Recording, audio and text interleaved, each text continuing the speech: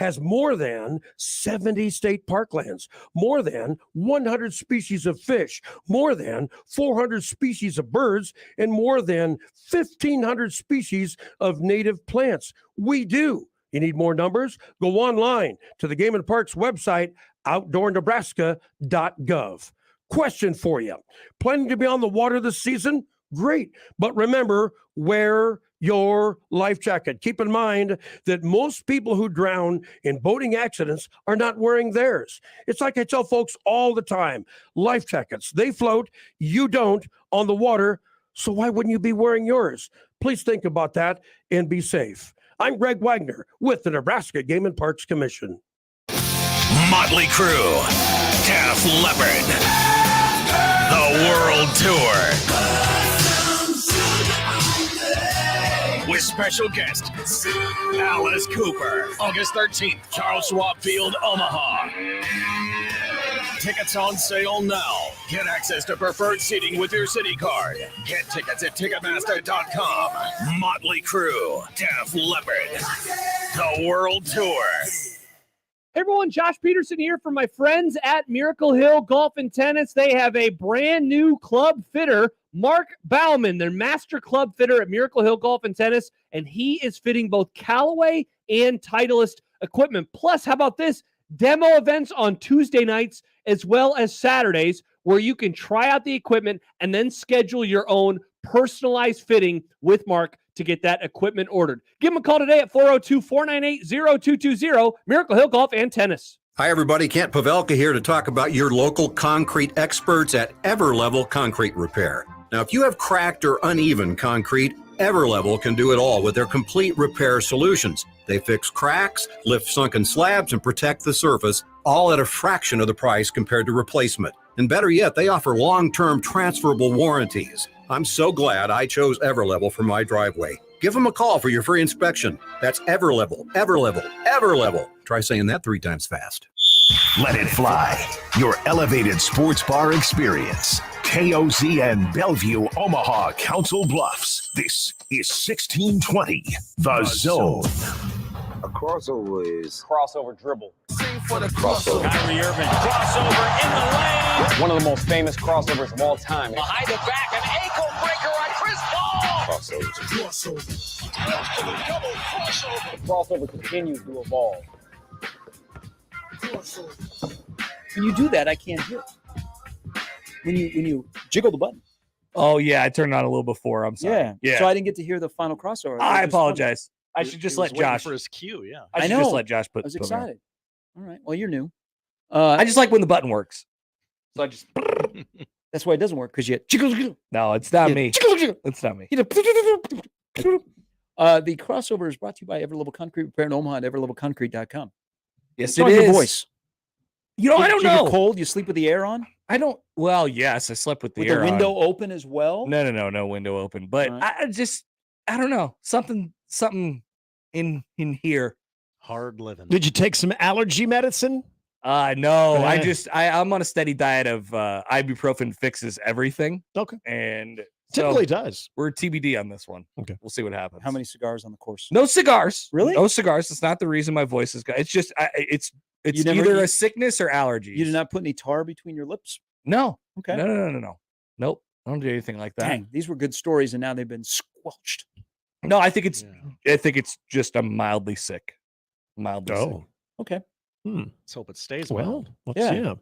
Yeah. Because now you put us on alert. My apologies. Some My people in this apologies. room have kids. Yeah. Mhm. Some people in this room probably think COVID's still around. Nick? I don't how you think so. doing? No, I'm just kidding. What? No, I'm okay. It's just a little thing. Okay. It's a little thing. All right, just looking out for you. Possibly allergies. I don't know. I need to take Got a your little hay temp- fever? Should I take your temperature? No, I Okay, don't think. good, I don't- good. Well, it's friggin' hot in here because the It air is. doesn't work for some reason. Why are you wearing a hoodie? Oh, okay. Dude. Why don't you come over to this Okay. vent over here? Okay. You wanna know switch why your I'm wearing a places? hoodie? Yeah, why? Because Because you love conference realignment and you want Kansas to go to the Big Ten. and I had the windows open, and it was actually chilly this Yeah. morning. Oh yeah, no, Me it was too. it was nice last brilliant night. Yeah, sleeping weather. yeah. Low 60s. I had the windows open until I realized there was some type of festival near the Concordia High School area. And when the wind's hitting things right, it carries into our home as if it were happening in our driveway. Whoa. And mind really? you, Like, are we it is talking a like 10 good, o'clock at night? yes, This is several blocks it is away. many blocks away. Yeah. And yeah, we'll hear when the band is playing. I can hear the PA announcer during football games. That's hilarious. And so there was something What a going on by phenomenon. Concordia. It was, I couldn't tell if it was like more like mariachi type music, or was it maybe kind of sound like polka at times? It was annoying. Do you think if you just went up to Concordia and started yelling, that your wife would be able to hear you from your house? Probably. Like, hey, Johnny, can you hear me? Be awesome. Heard you loud and clear. What a phenomenon. I wanted to take a bullhorn and go in that area and be like, whoever has this party going on, it's 10 o'clock on a Sunday. Let's wrap this up. I want to sleep with my window open, so I couldn't. Wow. Let me look on Omaha Scanner. Yeah, I don't know what's going on Sunday nights at Concordia. I didn't make any phone calls. I just closed my window. That was how I remedied it, yeah. but I was very bummed by that. They had drumline practice from 6 to 8 o'clock last night. Okay. Well. This followed open gym for the junior high volleyball team. I know they do. They got some construction going on. Well, up and there. there's also a church that does a lot of like festivals called Stonebridge Church. Oh, yes. And so maybe they had some, but again, Sunday that late, I was very, very surprised that it would be going that late into the night. Because yeah, it was like 10 o'clock. I could on a still hear it. Sunday, yeah. That's for when I sure. decided just to close the window and just hope for better days of having my window open. Soon enough, we're going into it. I mean, we still got a little bit of time here. Just a little taste. It was a today. good night. It would have been a great night to do it. But yeah, if you were in our area, wherever that little festival was, You could taking almost place, start to smell it. You could almost start to Yeah. smell the football. somebody we're- had their smoker going yesterday evening in our neighborhood, and I could smell that. So then that kind of smells like you got a little fire pit going. And it was good. Have you seen this tweet? It includes you. Yeah, I know. Yeah, somebody tweeted that. Okay, so I was just trying to check Omaha Scanner. Maybe something was going on, and nothing was. What Josh is saying is probably what's happening. But at 4:36 in the afternoon on Saturday, drunk at Perkins, refusing to leave. Hashtag Saturday shenanigans. And somebody tweets it. Quote Zeets. Exactly. They quote post it. X. Where is Connor Happer? I got that tweet. I did. How come you haven't responded? Why would I be at a Perkins? I'm going to respond. Are you against Perkins? I am sort of against big breakfast. But this was late afternoon. Big. Or was this like? My body's not built for big breakfast anymore. Was this 4:30 in the morning or 4:30 in the afternoon? Afternoon. Oh, That's quite a bold statement you just made. I can't eat big breakfast That's anymore. like- I that's need like a when you- big nap There after are- big breakfast. There are some points in life where you cross over that you start acting like your dad. Yeah. And you're like, okay, now I'm in my 30s. But that's like a big point in your life to realize that. Yeah. It's like understanding why you lost close games. Mm-hmm. Now you understand why you're not a big breakfast Because guy. I It don't- doesn't do well for the digestive system or the sleep schedule. It's for the body. It's for the sleep schedule. It is also because I cannot afford to lose an entire day to breakfast. I'm actually with Connor. You know what I'm saying? Like it Well, takes what constitutes away. a big breakfast? Anything at Perkins. I mean, No, it anything doesn't at, have to. Anything at New Hip Village Inn. Oh yes. Have you seen New Hip Oh, Village Well, how Inn? many- Village okay, Inn is very. How many? It's very plates farmhouse now. constitute a Gen Z breakfast? Village Inn. Yeah, very How farmhouse. many plates? Probably has Are we shake looking lap at in there. 3 plates? It could be Like you got the pancakes on one, you got the Yeah. hash browns on another, and then you got the omelet right there. That's a lot. That's That a is big a lot. breakfast. If you're bringing me 2 plates, I'm rolling my eyes. Or a skillet, a large skillet. How is that on the restaurant? That's on you. As the consumer, you know what you're getting into. Yes, This is what I'm saying. I order Huh? light. This is why we can't order it anymore. So are you just a bagel and muffin guy now? yeah, I think so. Wow. You like a breakfast So sandwich? disappointed. Maybe a breakfast burrito? Yeah, keep it real small. Get a handheld. Okay. I cannot lose a day to breakfast. So Because that's what ends up happening. Because then I get sleepy and it's 12:30 and I'm Yep. like, all of a sudden I'm on the couch and You're then I behind- can't get you're off the behind the couch eight until ball. 3:30. Yep. So Connor, I That's why they understand made that. Sunday afternoon golf So on TV. I agree. Well, yeah, see on TV, that's going to ruin you. So I need to do something. I need to be up. I With- can't be on the couch. with the Blackstone, we've got all fall, battled I'll be back on the couch into on Sunday. big breakfasts because that's what you do on the Blackstone. The trick is you get active right away. I know you don't want to, your body doesn't want to, but as soon as you get done eating that, go for a walk or something. I Just know. do something Right. because once you kind of work it, there's like a time period that if you're not active at all, it's going to weigh you down for pretty much, those next couple hours. Or you but could if you do just some right away, you're good. Or you could just not have the big breakfast and never even have there's so the much- inclination to Oh, just lay That's back what down. Saturday That's and my guy. Sundays But are made yeah, there's so many good for. Is breakfast the big items out breakfast. there. Sundays, This is a great breakfast town. It is. Oh, it is. yeah. It's got some good options. We do appreciate breakfast here in Omaha. You Yeah. got some good options too. Now you don't have children, so it's not like you need to be. You can. Oh, you're saying that true. I don't do anything just No. because I don't have kids? You have the ability Well, to lose a day. You actually, I don't like to lose you a actually day, could though. have kids and not do anything. That is true. I feel unproductive. I like to feel accomplished Good. at the end of the day. Good for you. Well, it also you gotta. So this is a plan. I'm with you. You got to have a plan on when you're doing the big breakfast. If you're going to go there, like, is it a 7:30? Yes. Is it a 10 o'clock after church? I've also said this before, and maybe this is a discussion point.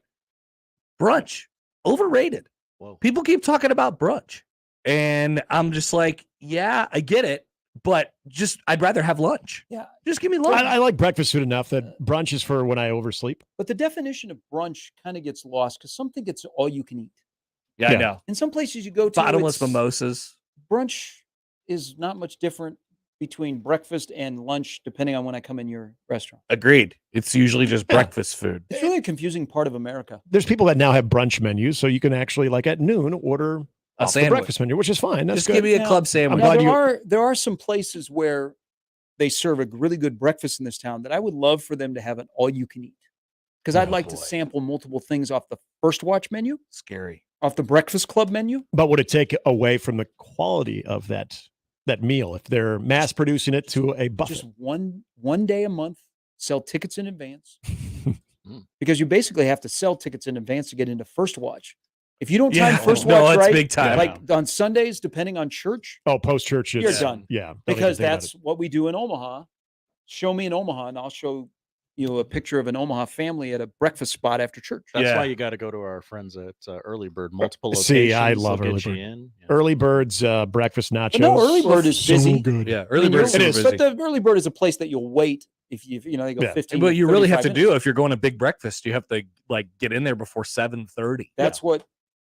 You, If you almost got to skip. If I want a church. breakfast like on a Saturday Or and go I to know church I'm after. solo, If you go like to church Saturday, after, I you're want to fall be asleep. in the First Watch when they open around. Yeah, 7. maybe Yeah. that's the play. You eat big breakfast, then you go to church and you fall asleep at church. It's Yeah. a win-win. See, that Falling would asleep at church see, is a that's- dream. that would be really awful for Let's our be honest situation here. We're because we need mentioning to a be lot of awake when our church. kids I'm at guessing church. there's 4 dudes in this room that don't go to church. I don't go to church. Not regularly. I'm a C&E Catholic. Yeah, absolutely. Yeah, I'm a little more than that, but it's been a while. We went a couple months ago, and it was Reese's first time. Yeah. That was stressful. once 'Cause a you're- month. Once a month. Usually a little more during the That's school year. a lot. Would you have Nice. thought that he would be like the less? Josh strikes me as a guy that church ain't for him. He don't got time. Same. Got to prepare on Sunday for sports. I mean, yeah, I do, but He's able to squeeze a lot in. I think you'd be surprised. I don't Josh sleep. is doing a lot. I don't sleep. I go to church more often if they let me be a lector. You want Yeah. to be a lector? I want to do the readings. Want to be a reader? But I was asked, do you have any experience or background? At public speaking? Well, how would I get experience if Yeah. if you're not letting me? I tried the church that is in my neighborhood that I went to when I first moved here. I wanted to be a lector. I want to be involved in the church. And the lady asked me that. And I was like, where I'm coming from, I was very active in the church. I was a lector. And I also am in a business where I have to speak. And she's like, yeah, okay. Well, we'll put your name down. And never I got was a like- call? I was like, okay, you're not getting any of my money, even though you keep sending me the request for the giving campaign. Yeah. The Omaha Archdiocese would like you to donate. Now, To the building. did you fund. ask if you could perform a tryout? Did they have tryouts available? Mm, No, I no don't tryouts. think I need to try out. The lector are the people who do the readings, right? Yes. I would love to do a reading Yeah. just one time. I would come to any church if they let me be a lector. I would crush a reading. I would Yep. crush a reading. I am a lector for hire. And all it will take is an invitation to the pancake breakfast on Sunday. Some people just don't put get on it by enough. the Knights of Columbus. Like I want to feel it, I want to feel the emotion. Some people just go through the motions and they just read it word for word. They're like, Yeah. this is the, blah blah blah, whatever the words are. I would read it with some emotion. I would make eye contact with the audience. Would you? Maybe less table pounding. No, okay. But I would let them demonstrates feel authority. It. I'd let them feel the word. You don't say, Okay. Father, not today. I'm feeling it. I'll take it from here. I got the rest. Give me that chalice. When I was growing up, they let us give the Easter Sunday sermon.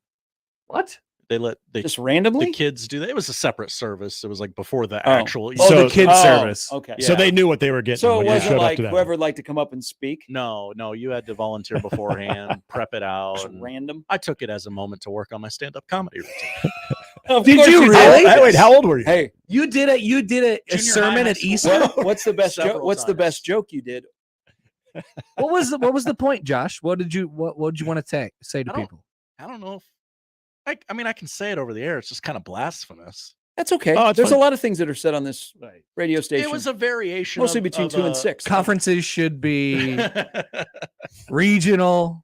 You know, all this No. Oh, you money. brought up conference realignment during this? I questioned the footwear of our Lord and Savior, if that was the best option. You saying that Jesus should have got an endorsement deal with So, Nike? What's I'm up with these Doc saying Martens? If he had better arch support, Are you saying that you were out on Birkenstocks back then? yeah. I would have liked him to have a nice, comfortable running shoe, Some tennies, like a Hoka or something. But the point was he didn't need like an Air Pegasus. he didn't need any gifts like that. He didn't need any well, no, he did. any 'cause frills. They caught him. Oh, Well, yeah. I mean, but his feet were blessed. but he didn't want it. He wanted to do it the hard way. Sure, But did he? he liked that. He but- liked the struggle. Yeah. So you're thinking as a youngster Yeah. that maybe if he had a pair of Air Jordans, he could have outrun. Anyone who was trying to catch it. Yes. Okay. Converse. He would have left that Pontius Pilate in the dust. Yeah. Gotcha. He strikes me more as a Puma guy. And now So he embraced the suck. He embraced the suck. yeah. How was It's like this- living in the dorms. when you returned to the pew? How was this received? I was so proud of myself. Did you get some laughs though? Oh yeah. Okay, good. Yeah. I could That's the thing is- I could pinpoint who the horrible people in the audience were. That's the thing, Josh. You're a kid. You could say anything. Exactly. Because it's adorable. Yeah, they're gonna really like it no matter They're what. like, oh man, this is adorable. Yeah. Well, good on you. I never had that opportunity, unfortunately. Mhm. But Oh, I can just imagine the smile you had when you were walking off It's the like, altar. all right. It played well. It played well. Okay, got some laughs. All right. And they let me keep doing it every year. I was like, okay. this guy's a star. Oh, they asked you back too? Yeah.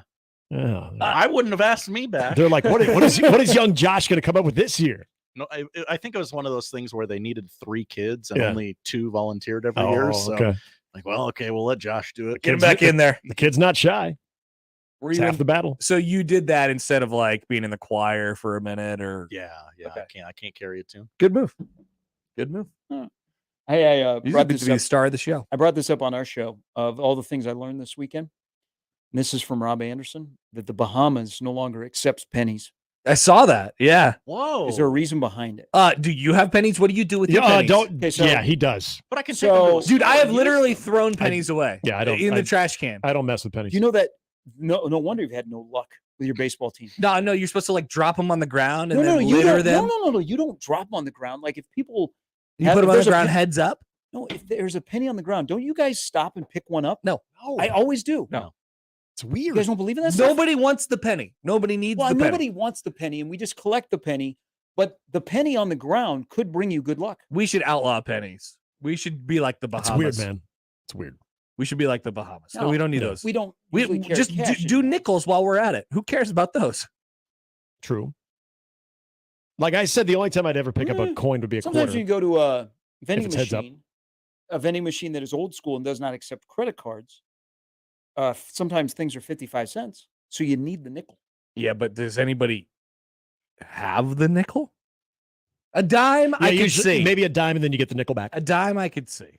And I just brought up nickel back. This is another part of America that is. But the nickel hard is to- the nickel is a great coin because it has a certain amount of heft to it. Now, Smooth edges. its denomination is worthless. 5 cents, who needs it? I'll Yeah. throw 5 cents on the ground all the time. But the heft to it, I'm it's got a blown away nice by the it's fact got that a you nice just throw thick So you're rim. saying it's a good change coin on the flipper? ground. Yes, it's a good coin It's a flipper. good coin flipper. A If you nickel don't is have a one of the quarter. best coins to flip. Yeah, you don't see a lot outside of of people a- flipping a penny. Outside of like a silver dollar or Yeah. a gold, whatever. quarter. Yeah, The quarter Nickel is is number one. Nickel is a better flippable coin than a quarter. Oh, okay. No. It's the heft. Oh, It's the mass, No, Gary. it's not. It's the mass. I don't know if it's better than the A quarter, but it's a is flippable coin more for sure. flippable than a nickel. See how light this is? That's a quarter. I'm aware. That's okay. But you see the I don't air have a nickel on. that you got? Woo. See, this falls under. But the it does make category the of noise. Another It does thing make the trying to fring. explain to kids, like Saturday morning cartoons, la di da di da, is that your dad or your grandpa used to walk around with a pocket full of change, and at the end of the night, they would take their change out and put it in the little cup or little the big thing old, on top of the dresser. Yeah. And you'd hear it. Yeah. But how many people? So if you we know walked daddy's into, if we walked, how many people in this building do you think actually have change in their pocket? It'd be a great In bit. their pocket, less than 10%. You should take your phone, whip your phone out, and start asking people in the office. Hey, Can- I what's don't in know your why, but I pocket? feel like What's an the- engineer might. what's the Just 'cause lowest they, denomination of they have money you everything. have in your wallet? And it's very possible that none of them have any dollars, anything that's worth anything besides plastic. My wife gets irrationally mad at me if I have change in my pocket. Like if Really? we're walking around and there's change in my pocket. I can hear it. Take that out of your pocket. Well, if you don't have a belt on, it makes your pants fall down. That's true. Oh, It'll weigh it down. guy like me, I gotta have a belt. It'll weigh the dang thing down. Yeah, I don't like I don't like having change in my pocket either. I just don't like I don't like stuff in my pocket. I like to have I'm a I don't carry minimalist. cash. See, I love having change in my I'm pocket like- in high school. I 'cause was the vending cashless machine society for before the vending society machines. wanted to have no cash. I got some cash right now. I don't need cash. I I don't got need cards. it, but I have Nope, it. I don't have any on me. All cards. And then Sometimes I will. And then I get Sometimes I'll looked have at when you go to a place now and they're tipping, and it's not a place where they immediately flip it over and they expect you to be It's not a tipped. toast They just machine. have the, like, where was I with this A weekend? jar. Person I was with, she tipped. Yeah, it was a jar. Mhm. And I was like, I don't have any cash. She goes, you're not going to tip them? I don't have any cash. Yeah, there's no option. Yeah. Where's the toast screen? Flip it over and then I'll tip. By the way, that's becoming, we had that discussion, what about a couple of months ago about tipping with Yeah. the screen and they just flip it over. Mhm. I'm noticing more people in conversation I'm listening to are actions. They're not automatic on the flip when you're at a business and they've done nothing. And all they're doing is flipping the screen over and it's staring right at you. 15, 20, 25%, no tip. Yeah, but Or sometimes manual tip. sometimes it's 20. I've seen restaurants where it's 20, 22, 25, or like Yes. 20. You know, it starts the low end. Is 20. Yeah, where I thought tipping 20% was actually a good thing. Now you're telling me that I'm doing the bare minimum. Correct. I That's what thought they like make you I wanna thought like think. 10% or 15% was a bare minimum. We've discussed this on the crossover. There's too much tipping. Mhm. No, I agree, Josh. too much tipping. Yeah, I mean, I love the people who deserved and need to be tipped, but we don't. I mean, we're tipping everybody. I take care of the people who take care of me, but I cannot be tipping everybody. I agree. I thought I of, agree. I thought of you, Josh, this weekend Thank you. at a restaurant where I got a receipt here in Omaha. Could be bad. Oh, a little extra line on that receipt that we were So- told would be removed.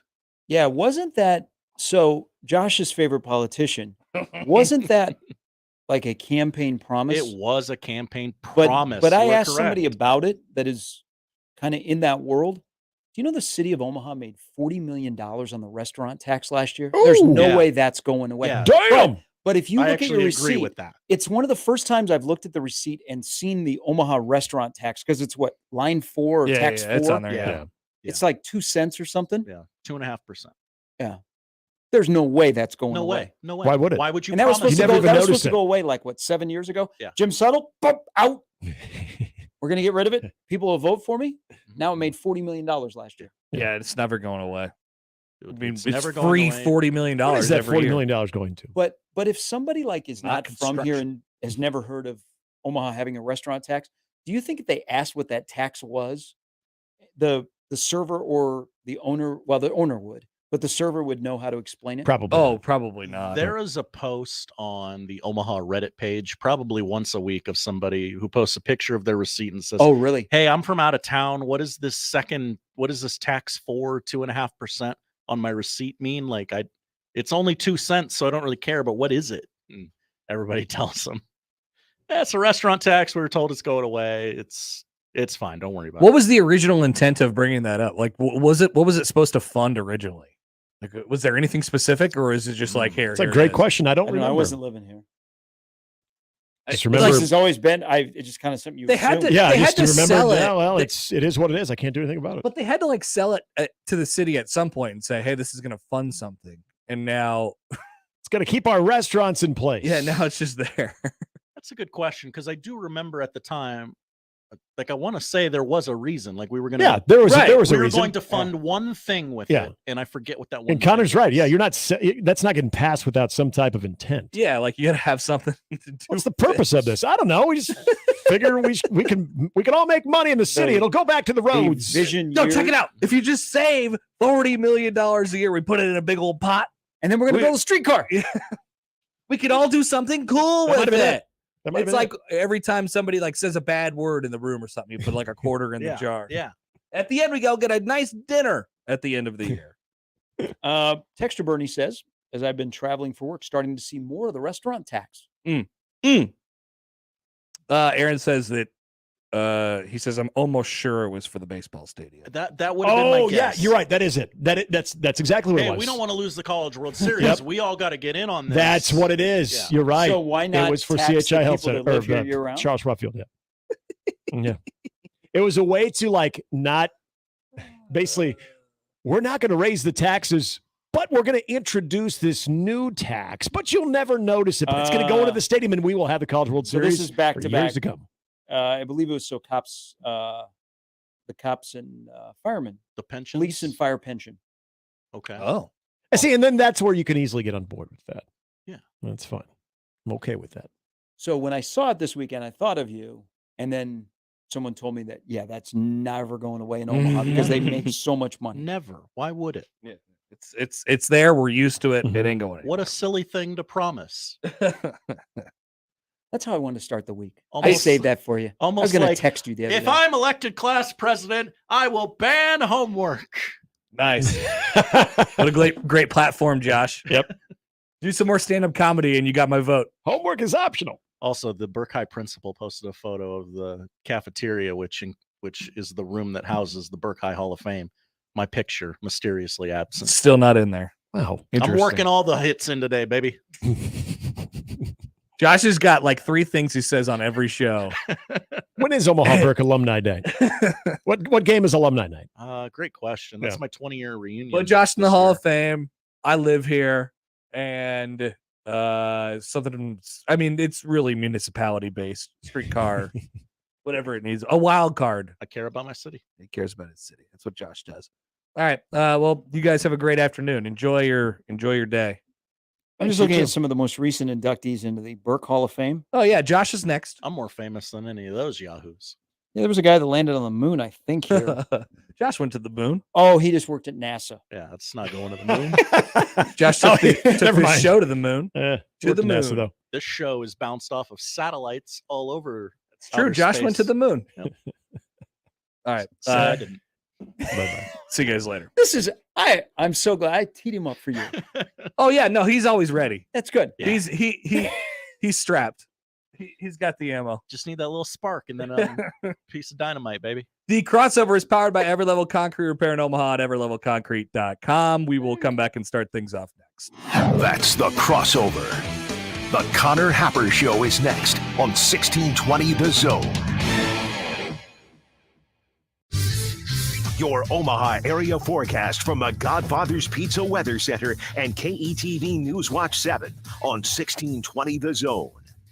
Partly sunny and mainly dry Monday, though can't rule out a spot shower mainly east of the metro. Northwest wind a little breezy early on, more comfortable with highs around 80. I'm meteorologist Sean Everson from KETV News Watch 7. The Zone Hotline is powered by 42 Degrees, The Source, by your mom's house. The cigar enthusiasts at Hearth Cigars and Pipes are a pretty diverse bunch of humans. Some enjoy an adult beverage or two, others pass the time with a competitive yet friendly game of dominoes. Still others enjoy shooting some pool downstairs, while more than a few are just satisfied with each other's company.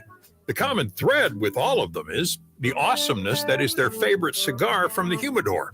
Hearth Cigars and Pipes, just off the 48th Street exit from I-680 at the corner of Mormon Bridge Road and McKinley, and at hearthcigars.com. Next time you go to a tailgate party in Lincoln, think how great it'd be if you did it in a quality pickup from Tailgate Motors of Fremont. You're not going to find a better selection of pre-owned trucks along with other vehicles. See the inventory at tailgatemotorco.com.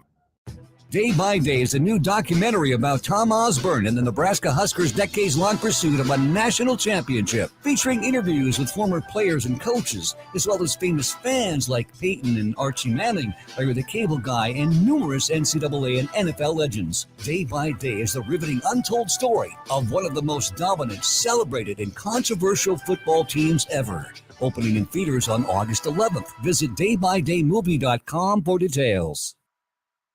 If we've learned anything from recent news, it's that unexpected things are happening.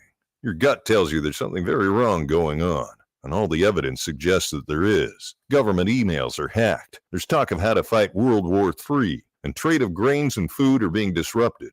Those in charge say everything's fine. Stop noticing, but you know better. It's time to invest in self-reliance and emergency food storage now, more than ever. My Patriot Supply, the nation's largest emergency preparedness company, is the place you can trust. Go to mypatriotsupply.com and secure their best-selling 3-month emergency food kits.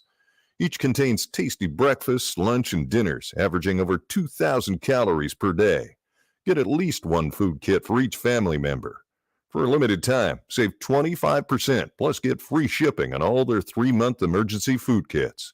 Go to mypatriotsupply.com today. It's time to prepare for what's coming. mypatriotsupply.com. Okay, next time you're at the store, I dare you to not think about the unmistakable fresh, clean scent of Irish Spring. Yeah, you heard me. I want you to resist picturing a shower filled with those sensational Irish Spring suds. And if you succeed, well, you got what my gramps used to call resolutitude. Not a real word, but let's be honest, you're probably going to end up leaving with Irish Spring because of its irresistible scent and because you have zero resolutitude. Pick up Irish Spring at Walmart today. Ray Magliozzi here for eBay Motors. Okay, easy now. You're teaching your kid how to parallel park. Ouch! Turns out he likes to do it by feel. Don't worry, eBay Motors has bumpers, taillights, trunk lids, license plate holders, 122 million parts. Pull up just a little bit. And headlights.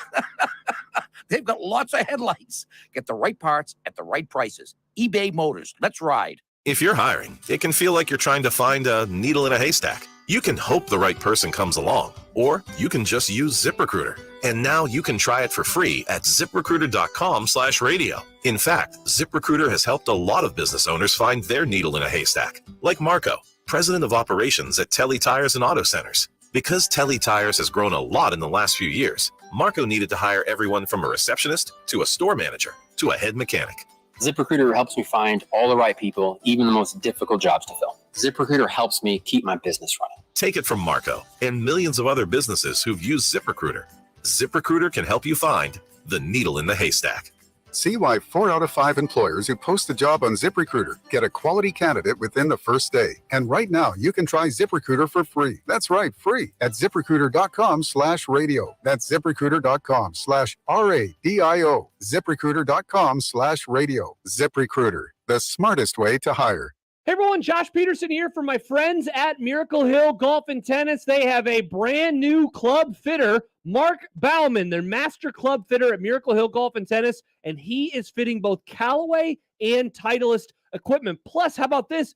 Demo events on Tuesday nights as well as Saturdays where you can try out the equipment and then schedule your own personalized fitting with Mark to get that equipment ordered. Give him a call today at 402-498-0220, Miracle Hill Golf and Tennis. Equitable Bank.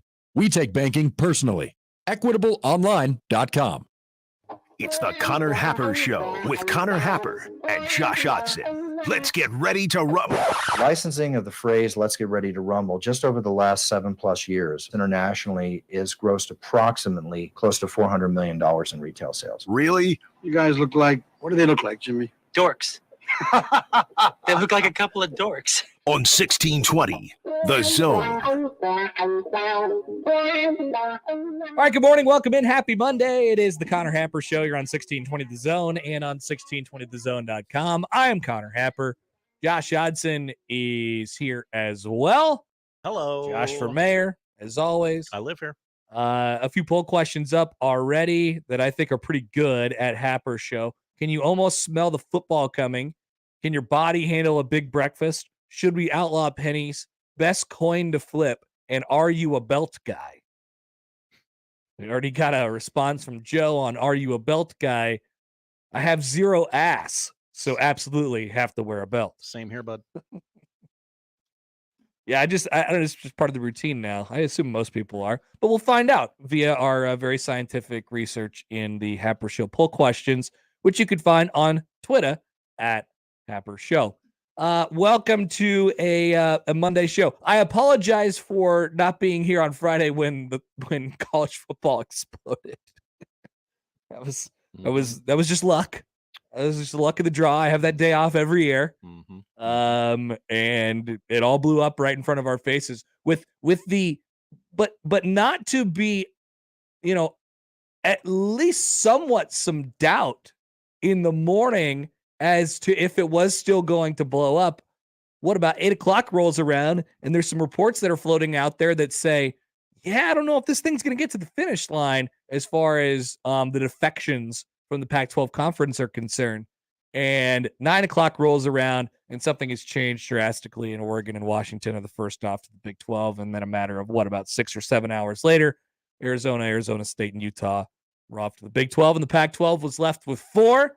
And college football, its soul is officially gone. We'll talk about that as we go on. I'll explain to you what college football's soul is and or what I think college football's soul is. And we'll get to that throughout the show today. Elsewhere from the weekend, Matt Rule speaks over the weekend after scrimmage number 1. Little injury update. Teddy Prohaska didn't sound like he was quite committed to saying, yes, he'll be ready for game 1. I think that's the idea, but it might be a 50-50 shot for Nebraska's presumptive starting left tackle. But as Matt Rule pointed out, and we'll talk about this, Turner Corcoran has been the left tackle ever since Matt Rule has been the coach here. Teddy Prohaska hasn't been available at all outside of a few practices. So we'll talk about that as we go on throughout the show. People are reacting to conference realignment stuff. I think you could always there was a viral clip that went around over the weekend of the Missouri coach, Eli Drinkwitz, saying what he needed to say or what he felt like he needed to say. And, I was shaking my head yes for the majority of it. You could take this anyway. It's an opportunity for coaches to grandstand. It's an opportunity for coaches to get out there and say things about their university and say things about where they stand within their conference and all that stuff. And there's certain coaches who just handled it a little bit differently. So I want to contrast a few things as we go on throughout the show. Nebraska basketball found its replacement point guard and actually a pretty decent get for the first week into August. BTN visits town. They had a couple takeaways. And then, of course, plenty of conference realignment stuff. Oh, yeah. Also, Jose Ramirez. What a guy. Talk about that guy. We love Jose Ramirez. This is a Team Jose Ramirez show. We could talk about the U.S. women's national team who lost. A lot of people are choosing to talk about that today. Many people are talking about it. Not the right people. And I regret to inform you that I watched about a half hour of that dumbass Jake Paul fight. Sucker. I hate myself. Yeah, you should. It was because I was at like a casino. I was at like a sports book, and there was like, all right, let's just go over and watch this fight. Okay. I have never been more offended watching sports. Wow, what I have never been more offended watching sports. I need the full fleshed out story and take. Yeah, we will do that during the show. So we got a lot to cover. Sam McKewon will join us in the 1 o'clock hour. Dan Leberfeld of Jets Confidential will join us. We'll talk some Jets because Hard Knocks is this week. The Jets already have a game under their belt in preseason, and we're going to find out if this is actually going to work, or we're going to ask some questions if this is actually going to work. And coming up in just a moment, Mike Schaefer of Husker 24/7, right before Nebraska media availability, which will be Ed Foley Day today, I believe. Also, if I may, Guardians fan. That is true. That is true. I expect a full line of questioning about the fight. Ed Foley, Evan Cooper, and some players this morning, and that will be coming up right after we talk to Mike Schaefer of Husker 24/7. By the way, the lineup is powered by the referees at John Higgins Weather Guard. Give us a call, send us a text at 402-951-1620. YouTube watchers, you can find us at 1620 The Zone TV or at 1620thezone.com. We say good morning to you. Twitter on the JTech Construction Zone Twitter feed, at Happer Show, X feed, at Connor Happer, and email Connor at 1620thezone.com on the Equitable Bank inbox. We'll be back with Schaefer next on 1620 The Zone. The best way to catch all the action is on 1620 The Zone. And no line for the bathroom. If the roof on your home or business received hail damage from the recent storm, there's only one call to make for an assessment. John Higgins Weather Guard, the local, trusted, and proven choice. No one has installed more Da Vinci roofs, and there's a reason why John Higgins Weather Guard is the nation's leader. Community member, community supporter. Make the right call. John Higgins Weather Guard. John Higgins Weather Guard, the home of the rooferees. Make the right call. Planning something fun for your office, family, or friends? Joe's Karting is for you. Take a break. Come to Joe's to race, relax, and recharge. Great for team building. Ditch the speaker and burn some rubber. Trust us, Joe says you'll leave motivated. Joe's Karting race packages range from providing simple stress relief races to the real deal race experience. Check us out at joeskarting.com. Remember, go to Joe's, your place to race. United Way of the Midlands is celebrating 100 years of helping others in the Omaha Council Bluffs Metro. Since 1923, United Way has been creating a circle of support to help our neighbors in need overcome challenges and build a brighter future. Through funded programs and direct services, United Way helps meet families' essential needs, such as healthy food, safe and stable housing, healthcare, and more. If you'd like more information on how to get involved and support United Way, go to unitedwaymidlands.org. At Metal Supermarkets, we're here so you can get a bigger boat. How so? We're the one-stop shop for metal, which means you can get any metal, cut to any size, ready real fast, saving you valuable time to convince your other half why a twin-engine center console makes sense for you and your entire family. Happy fishing, soldier. Metal Supermarkets, open to the public. Visit a Metal Supermarket store near you. At Metal Supermarkets, we're here so you can get a bigger boat. How so? We're the one-stop shop for metal, which means you can get any metal, cut to any size, ready real fast, saving you valuable time to convince your other half why a twin-engine center console makes sense for you and your entire family. Happy fishing, soldier. Metal Supermarkets, open to the public. Visit a Metal Supermarket store near you. For the ones who work hard to ensure their crew can always go the extra mile, and the ones who get in early so everyone can go home on time, there's Grainger, offering professional-grade supplies backed by product experts so you can quickly and easily find what you need. Plus, you can count on access to a committed team ready to go the extra mile for you. Call, click Grainger.com, or just stop by. Grainger, for the ones who get it done. Prescriptions require an online consultation with a healthcare provider who will determine if appropriate. Restrictions apply. See website for details and important safety information. Subscription required. Price varies based on product and subscription plan. Hey guys, did you know there's a generic form of Viagra that works just the same, but is 95% cheaper? And you can get it online? Just go to 4hims.com/radio. Through Hims, you'll get a free medical consultation, discreet shipping if prescribed, a 100% online process, and trusted generic alternatives to the name brands at up to 95% off. That's right. Get generic for Viagra, the same active ingredient as brand name Viagra, but for 95% less. It's the same medication, still prescribed by a licensed medical provider, but with zero copay, no expensive appointments, and no awkward face-to-face conversations. To start your free online visit, you need to go to this exclusive address, 4hims.com/radio. That's 4hims.com/radio for your free online visit. FORHIMS.com/RADIO.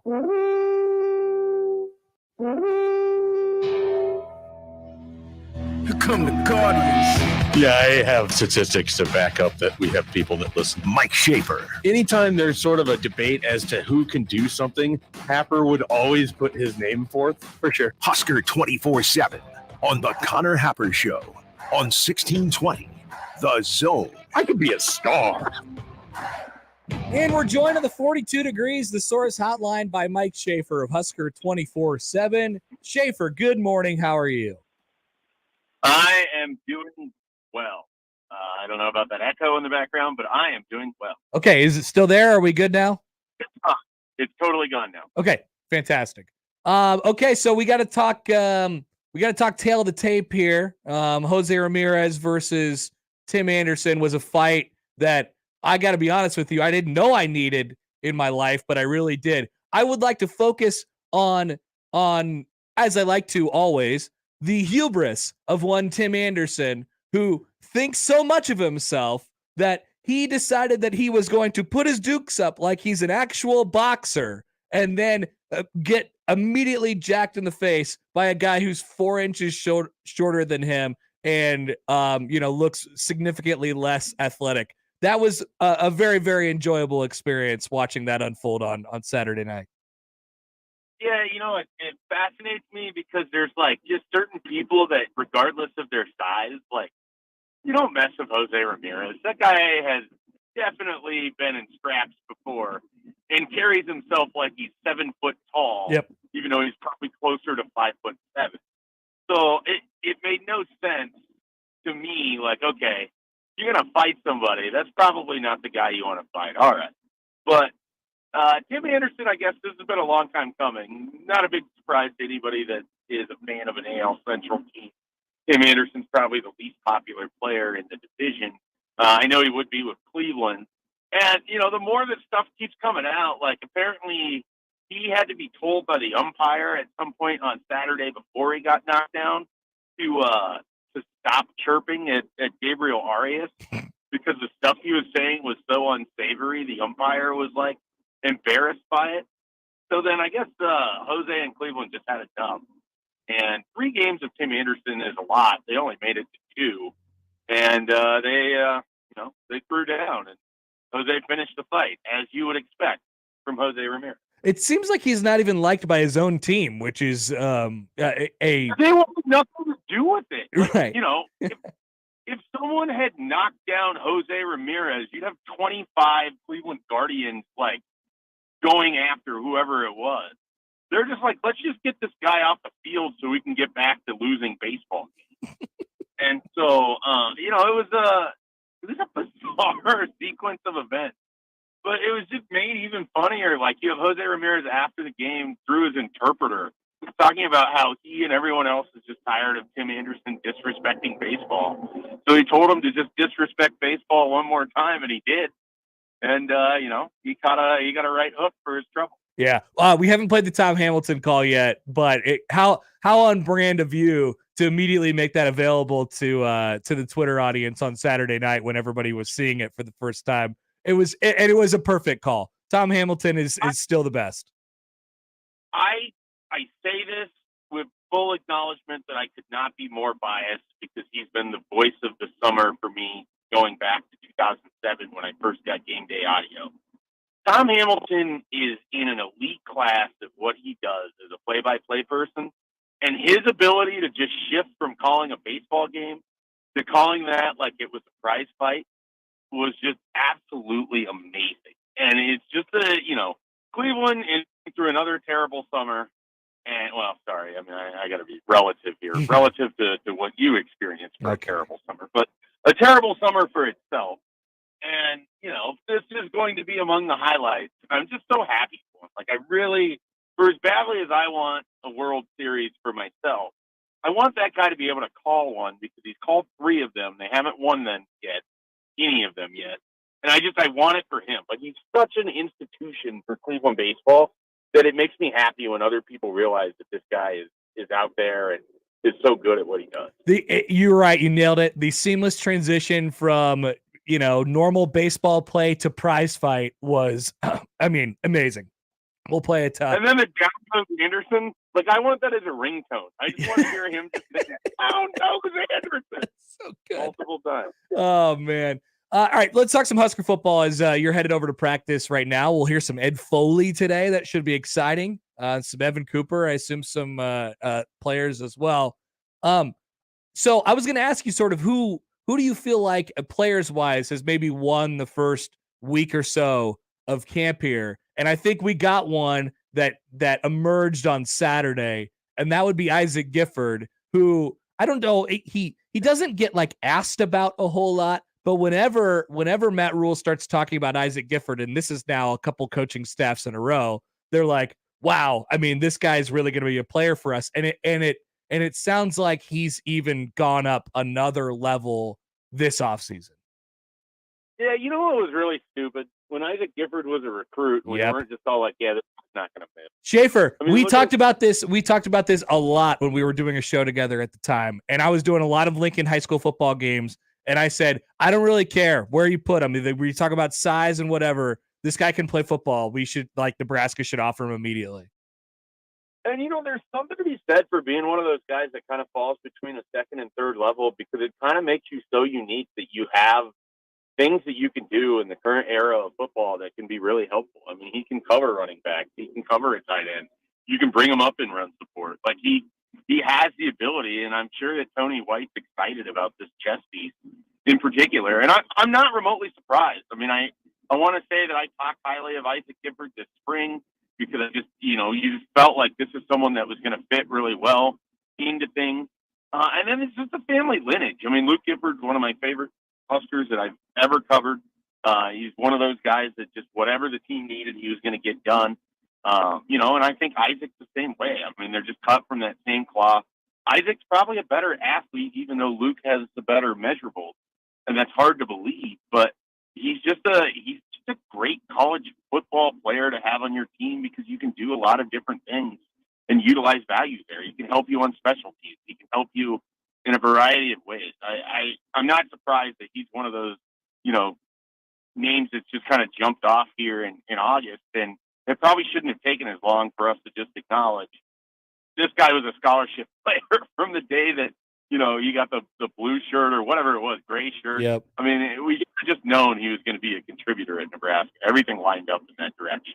Defensively, Schaefer, I was listening to some of the takeaways that the BTN crew had, and DiNardo was talking about. It was BTN day, and they had some takes. But like DiNardo was talking about basically how the scheme sort of is so unique and so different, and we knew that, but it sort of just got me thinking like the way that they're running the defense, I think is going to be almost a pretty distinct advantage really, really early. And then as you go on throughout the season, I think you'll find maybe that there's a learning curve in figuring out what everybody's responsibility is and being in the right place and stuff like that. But right out of the gate, it's possible that what they do scheme wise is really going to make it tough for opponents to face Nebraska. What do you think their sort of trajectory is on the defensive side of the ball this year? It's been kind of fun. You talk to some of the offensive linemen in the spring, and they talk about they're going to have an entire spring and a fall camp to try to figure out what Nebraska's defense was going to do at any given moment in this 3-3-5. And then you think about it from a week-to-week perspective. You're going to go play these other teams, and then you're going to turn around and Nebraska's on your schedule. But that's just going to be a weird defense to kind of prepare for because the whole idea is the pressure and the havoc can come from anywhere. So if it can come from anywhere, then theoretically it's really tough to know how you're going to prep your offensive line. Like they have to be over-prepared for everything. And even then, there's still going to be a wrinkle or two they're not going to understand. So if Nebraska can just play fast and, cause a little bit of havoc, you get an offensive team on its heels pretty quickly because there's just a lot of things they're not going to know about how to try to attack this 3-3-5 defense. I think I agree with you. What excites me about it as like a sort of a football junkie thing, we could get a wildly looking defense each week. Yeah. Like what it looks like against Minnesota is not what it's going to look like against Colorado. It's not what it's going to look like against Michigan. And so is there a way that Nebraska can just keep throwing these different curveballs in there that by the time you get to Michigan State, Maryland, Wisconsin, and Iowa, those offensive linemen have to prepare for all sorts of different things where that pressure can come from. I just think we should see better pressure rate and sack numbers from Nebraska's defense in the coming years with Tony White's system. I just think that's coming. It's funny because I actually think, as you go on through the schedule, and you mentioned how multiple they're going to be, but the more tape that's going to be out there in Nebraska's defense, the more clues that teams are going to have on how to sort of attack it. They might not have all the answers right away, but we often talk about in the first year of coaching staffs, like it's going to get better as it goes along. I think it's possible for Nebraska that their best shot, their best window on the defensive side of the ball is early rather than late, before teams get the tape on what to expect from their defense, just on the defensive side of the ball. Yeah, I mean, it's entirely possible. It's just that the way the schedule sort of sets up is you wish that you would catch maybe like an Iowa or a Wisconsin or somebody that is sort of going through their own transition. I mean, Iowa's offense and Wisconsin's offense for Nebraska, you would think at the end of the year, both of those are going to have a better understanding of what they are. But if you were taking this 3-3-5 defense and you were matching up against Wisconsin's offense and they're going through all that shift and you're doing that in October, I think the advantage would lean towards Nebraska a little bit. But, we'll see kind of how that all plays out. And the great thing is with a guy like Tony White, he seems more than willing, even in game if he has to change it up. Like that was one of the things that we saw from this last staff. In-game adjustments were not a strong suit. I don't know that that'll be the case with Matt Rule. I think that they're going to be willing to have to, if they have to play a certain way to get a win, then I think they can sort of accommodate that. If they have to call the game in a certain fashion to hide some things and to emphasize other things, I think that's going to be more of a strength for Tony White than maybe it was for Eric Shenander, certainly in his time as the defensive coordinator. Schaefer, what's Nebraska looking at in the absence of Teddy Prohaska? I like the way Rule put it over the weekend, which was, well, I mean, Turner Corcoran's been the left tackle ever since I've been here. Prohaska hasn't really been a part of the everyday goings-on at left tackle just because of his injury. But fans were certainly counting on him being there week one, which sounds like is at least a little bit in doubt right now. I guess what's your takeaway from that situation as you watch it? This is one of the conversations I've been kind of having, maybe not so much on air, but with different media members really since the beginning of the summer when someone put the bug in my ear, hey, don't bank on Teddy Prohaska at left tackle. So I had heard at that time Nebraska could be willing to swing somebody like Bryce Benhart over to try him at left tackle. My fear is this. We have so much tape of Turner Corcoran at left tackle playing like he's out of position that I just would rather not go through that again. And I understand he has the experience there. He's probably comfortable with what he's being asked to do. It has not gone well. Like, I just feel like you're not utilizing the best of Turner Corcoran if you're putting him at left tackle. And this is one of those things that Nebraska has not done particularly well in recent years, and that's stack up offensive line depth where you have another tackle ready to go. Prohaska was supposed to be that depth, and then immediately becomes a starter as a freshman, and then has his first injury, and then has an injury last year, and I don't know where he's at mentally. But it's hard for me to really count heavily on Prohaska. So I was curious coming in if they wouldn't be willing to kind of flip Benhart over there and try that. I really worry if your left tackle is Turner Corcoran for the 2023 season, maybe there's this big jump that we haven't seen yet. But I just feel like he's better suited interior or playing right tackle. We just haven't seen him play well as a left tackle. And maybe it's because he's been hurt or whatever else. But I don't know that I feel great if going into that Minnesota game, Turner Corcoran's your starting left tackle. Yeah. Mike Schaefer of Husker 24/7. All right, Schaefer, we'll let you get off to practice. Enjoy the Ed Foley today. We'll talk to you later. All right, guys. Have a good one. Thanks for having me on. That is Mike Schaefer of Husker 24/7. Yeah. So we'll get to some Husker bites from Matt Rule in a little bit over the weekend. But he said, Teddy Prohaska is dealing with something and it's not too significant at the moment. But he was like, yeah, I think we'll be ready for the first game. And then he was asked about it again later, and he was like, yeah, if not first game, second game. So it just sounds a little bit iffy.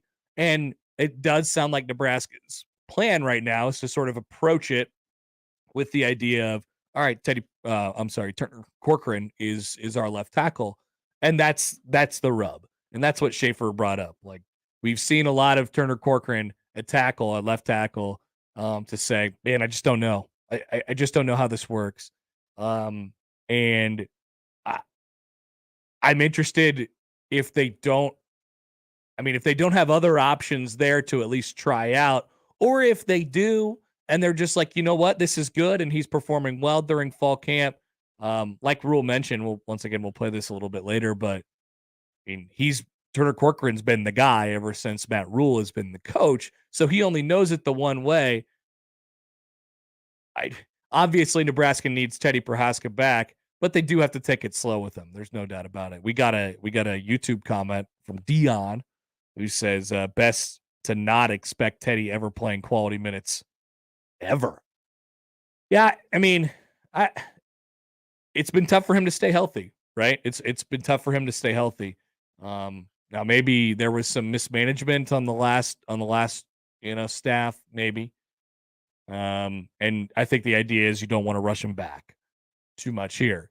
So I don't know if I'd go that far yet, but you once you get the label of injury prone, then that starts popping up, and you can't lose it, you can't shake it.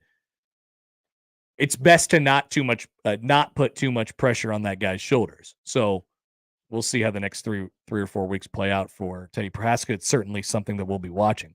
All right. Once again, want to hear from you guys. 402-951-1620. We'll come back. Let's get into the conference realignment stuff that we missed a little bit on Friday, and now that the dust has settled a little bit.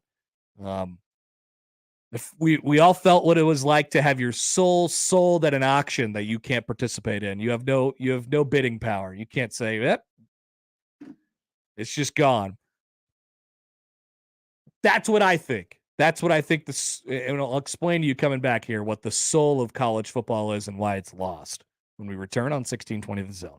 Wow, that happened way too fast. One day you drop them off for their first day of kindergarten, and now they have their driver's license. So stop into Gretna Auto Outlet to find the perfect first set of wheels for your new driver.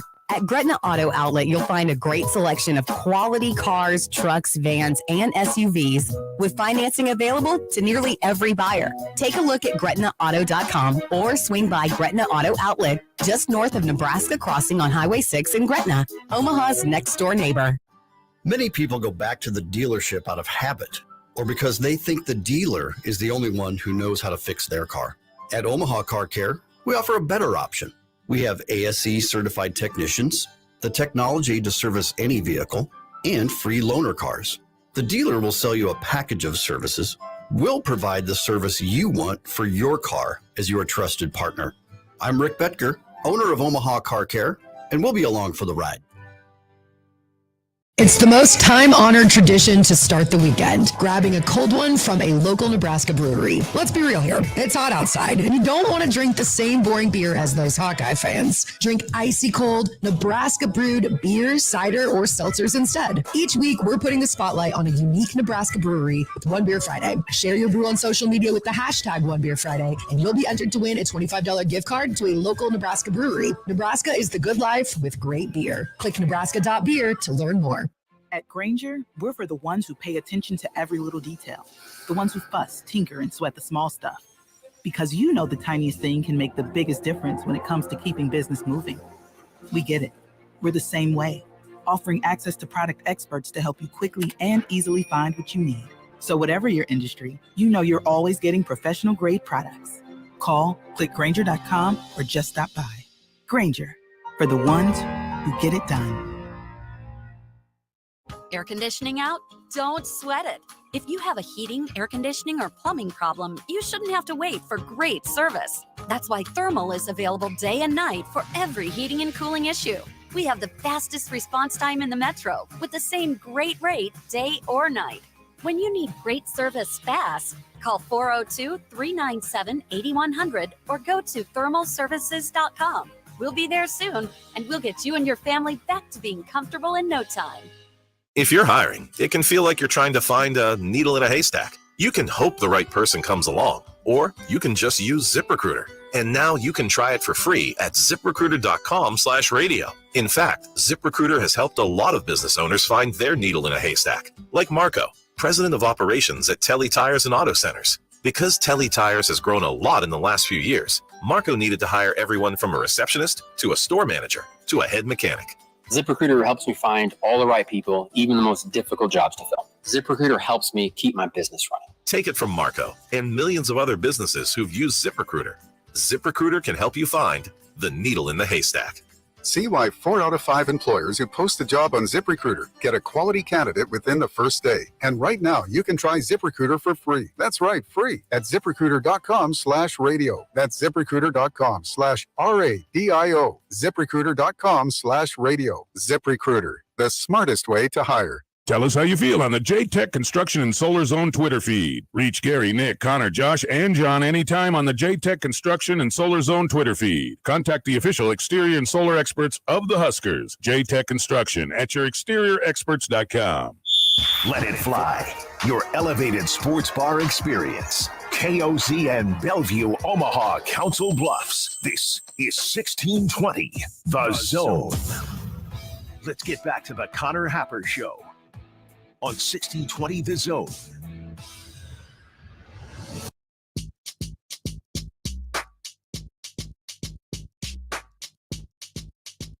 All right, welcome back. Connor Happer, Josh Hodson with you on the Connor Happer Show on 1620 The Zone and on 1620thezone.com. We'll still talk more Huskers and actually probably some conference realignment stuff with Sam McKewon in the 1 o'clock hour. Dan Leberfeld of Jets Confidential. Jets, Jets, Jets will join us from Florham Park at 12:30.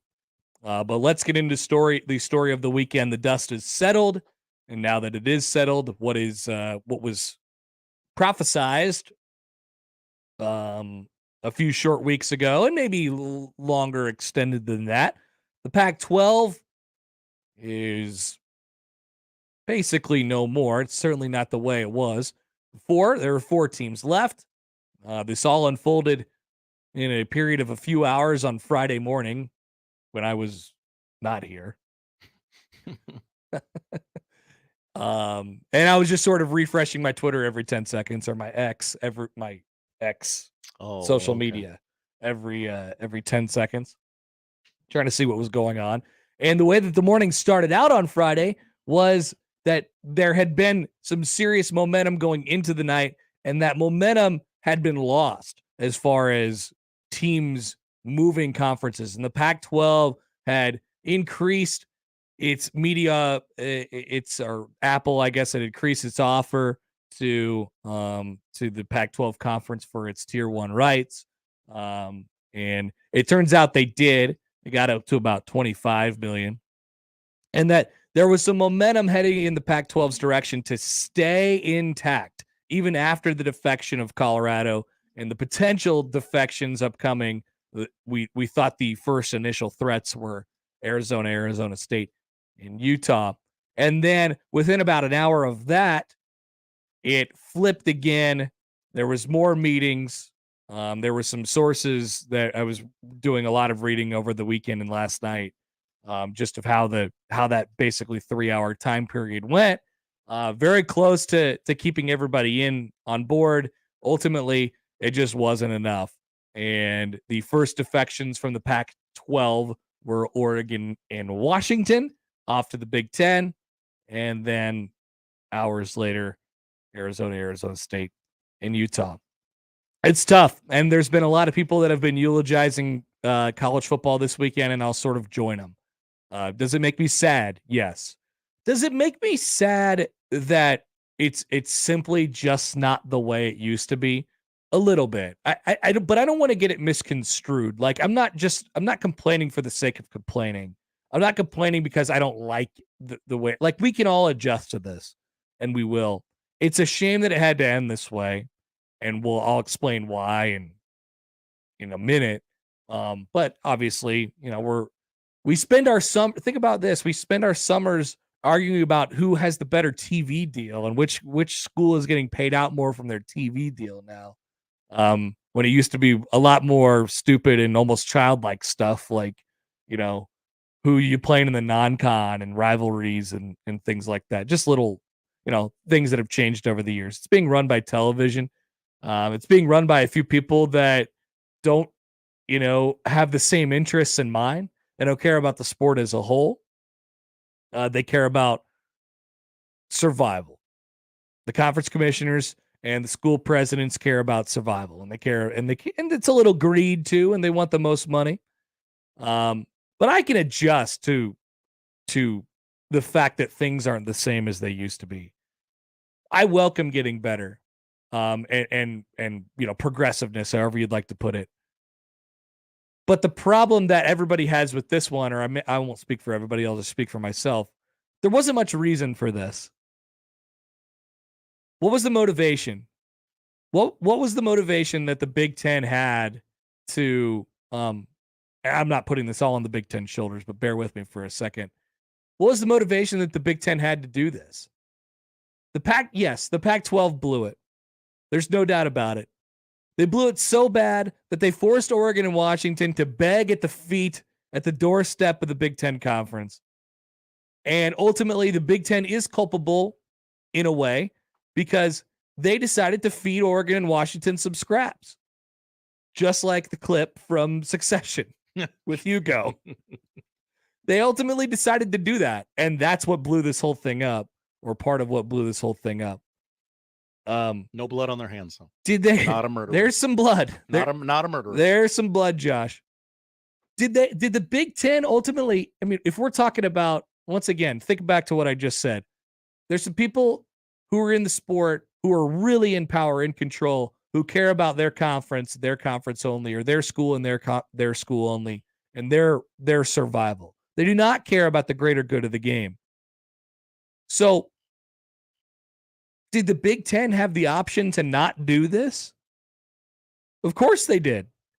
So when it's all said and done, the Big Ten is still the conference, and Tony Petitti is still the man who is holding the knife, even though they tried all this time to not. The deal was just too good.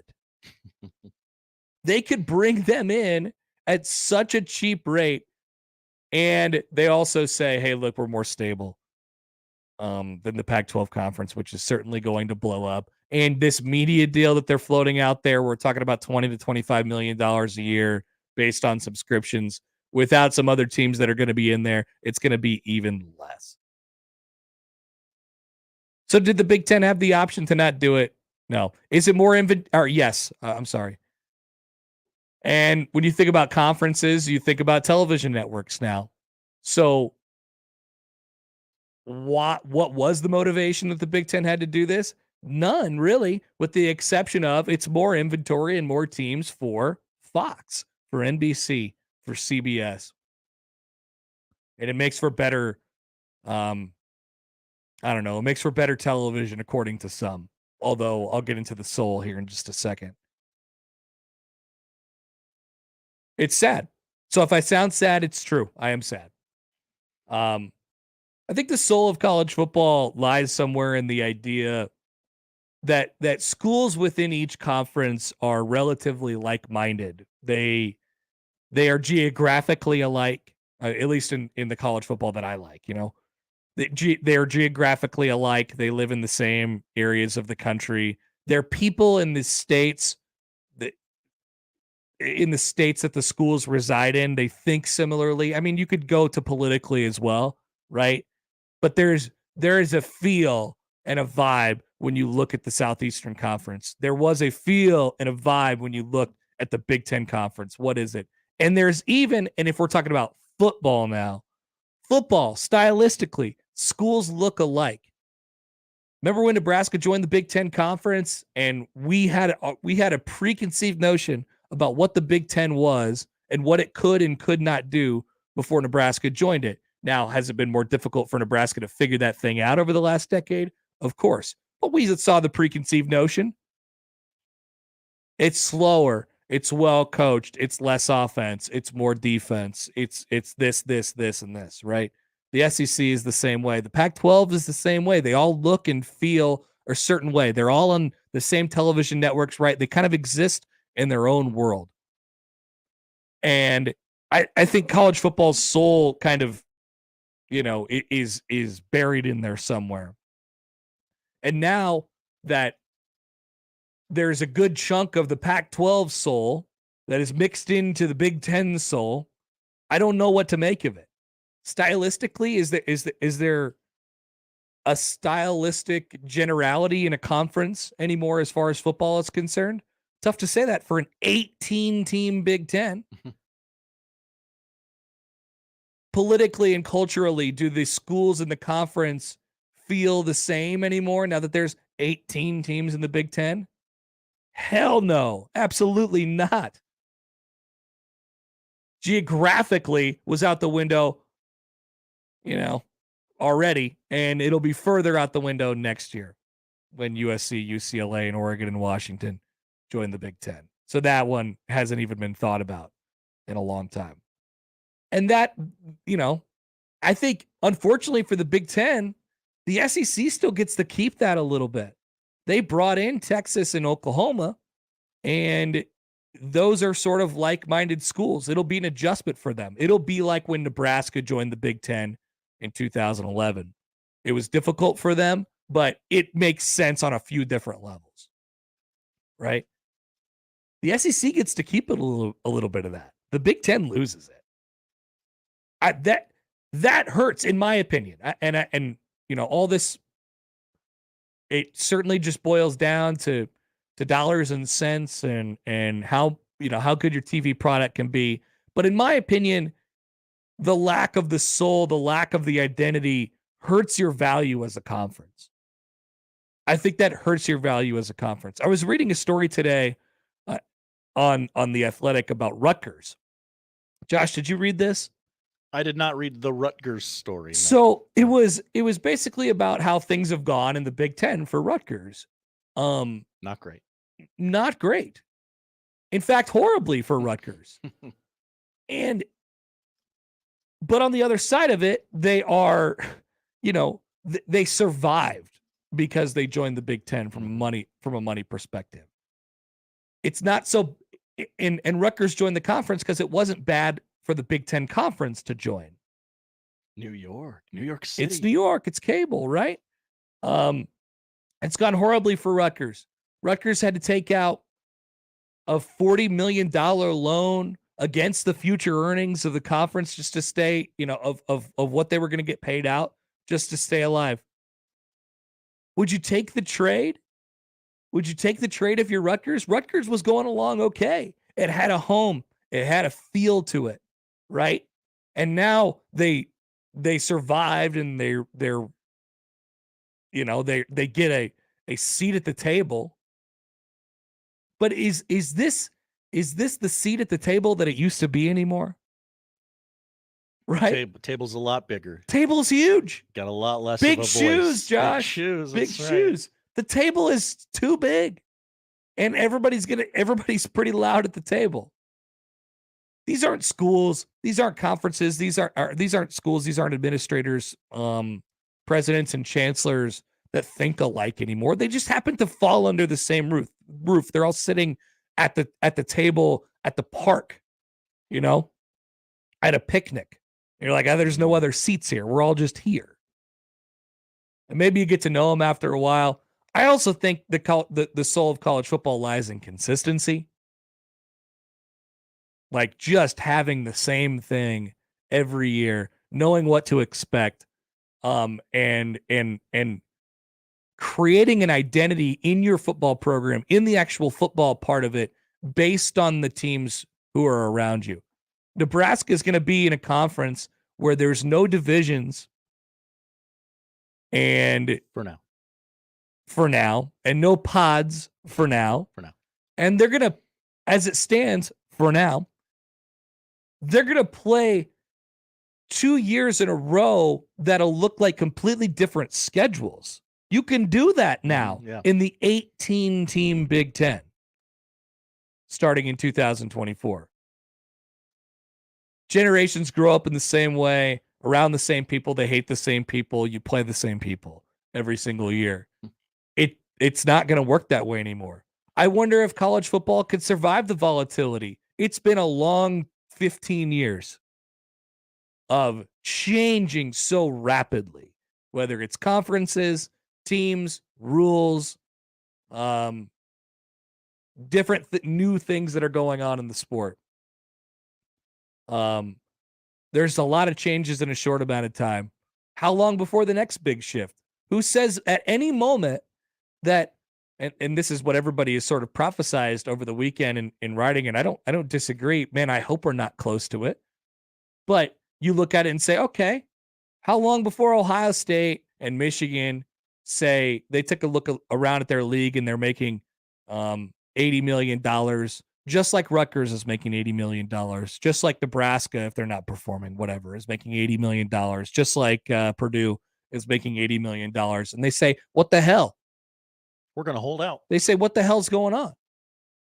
We're either A, going to make a conference that exists with us like-minded individuals, regardless of geography, and we're going to pair up with Alabama and Georgia and whatever, and we're going to create this mega super-duper conference. Or we are going to force the league that we're in to change the rules so that we get unevenly distributed revenue shares so that we get what we're worth. How soon before that happens? Are we on the doorstep of it? You know, I hope not. I hope not. Like I said, I like when things, I think it's fun when things change. I think we had a lot of fun with this. We had a lot of fun with conference realignment and pretending and playing games and who's going where and stuff like that. But at the end of it, we looked up and we're like, what did we do? Like, do you think that Tony Petitti or anybody in charge, it's not just him, do you think any of the conference commissioners will look up at the end and say, what the hell did we just do? I hope there's that realization at some point. I hope it's not just, this is for the money and we've put our conference in a better place and this is about survival and I owe it to my constituents in the Big Ten Conference to get the best deal for them. So that's what I did. You know, it's sad. That's all. I mean, so that part of it is gone. Is it sad though, Connor? Is it? Yeah, I'm sad. Are you going to watch less college football? No. I'm going to watch cheer less hard for Nebraska? No, I'm going to watch it. Then why is it sad? Because it's worse. Because it's soulless. I mean, Nebraska's... Oh, it's been soulless for a long time, Connor. I don't know. I mean, I just... When the Big 12 formed, that was the death of college football. Like I said, in the way that... And maybe it's just, the way that I grew up watching the sport. Mm-hmm. Like, I really believe in consistency. I really believe in playing the same teams every year. And I agree with you on that point. Like, I'm that's what I believe college football is. And the regionality of it. And that part of it's gone. So that it just feels, I've always felt, I don't know, it's a weird way to put it, I guess, but like, I've always felt a part of this was missing ever since Nebraska even joined the Big Ten, but it was starting to become more normal.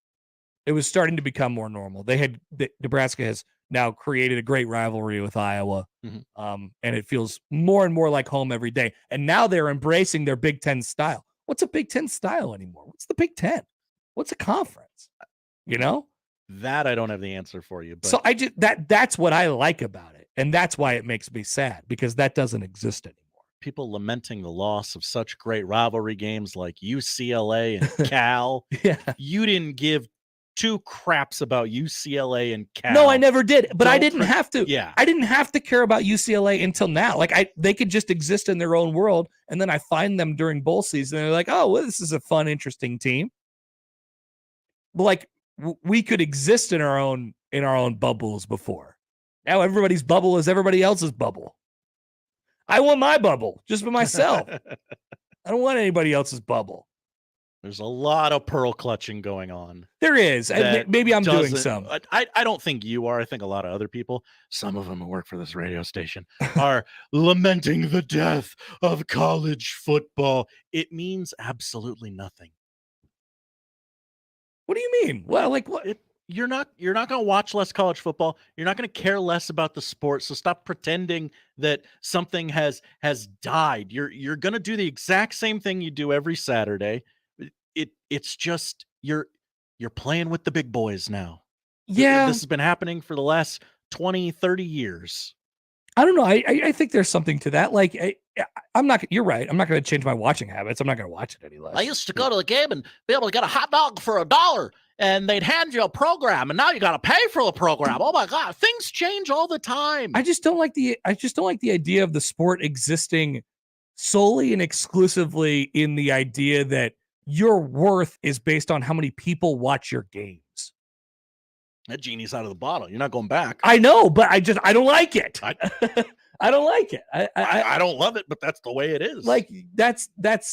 I mean, I don't like the great part of college sports, or part of the great. I don't know. I always say that, but like one of the greatest parts of college sports is that it matters significantly to the people who it matters to, and you could ignore it if it doesn't matter to you. Mm-hmm. And so, like, no doubt about it, I didn't care about the Apple Cup. I don't care.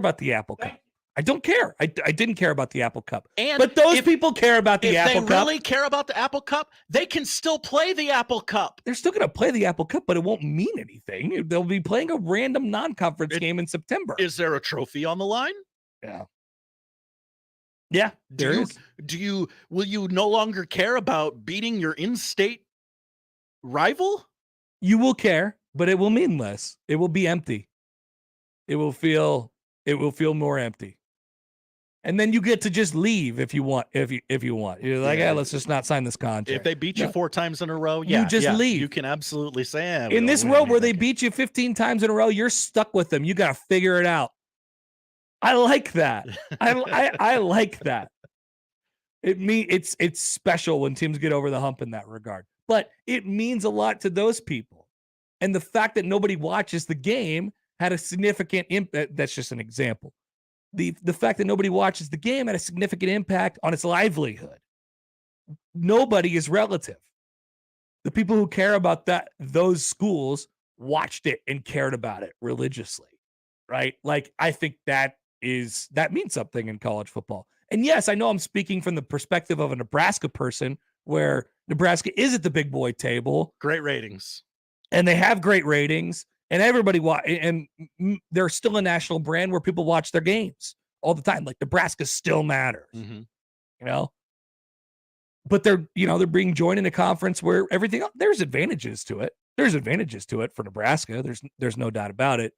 I'm just looking at the sport as a whole, and the sport as a whole doesn't have anybody looking out for it right now.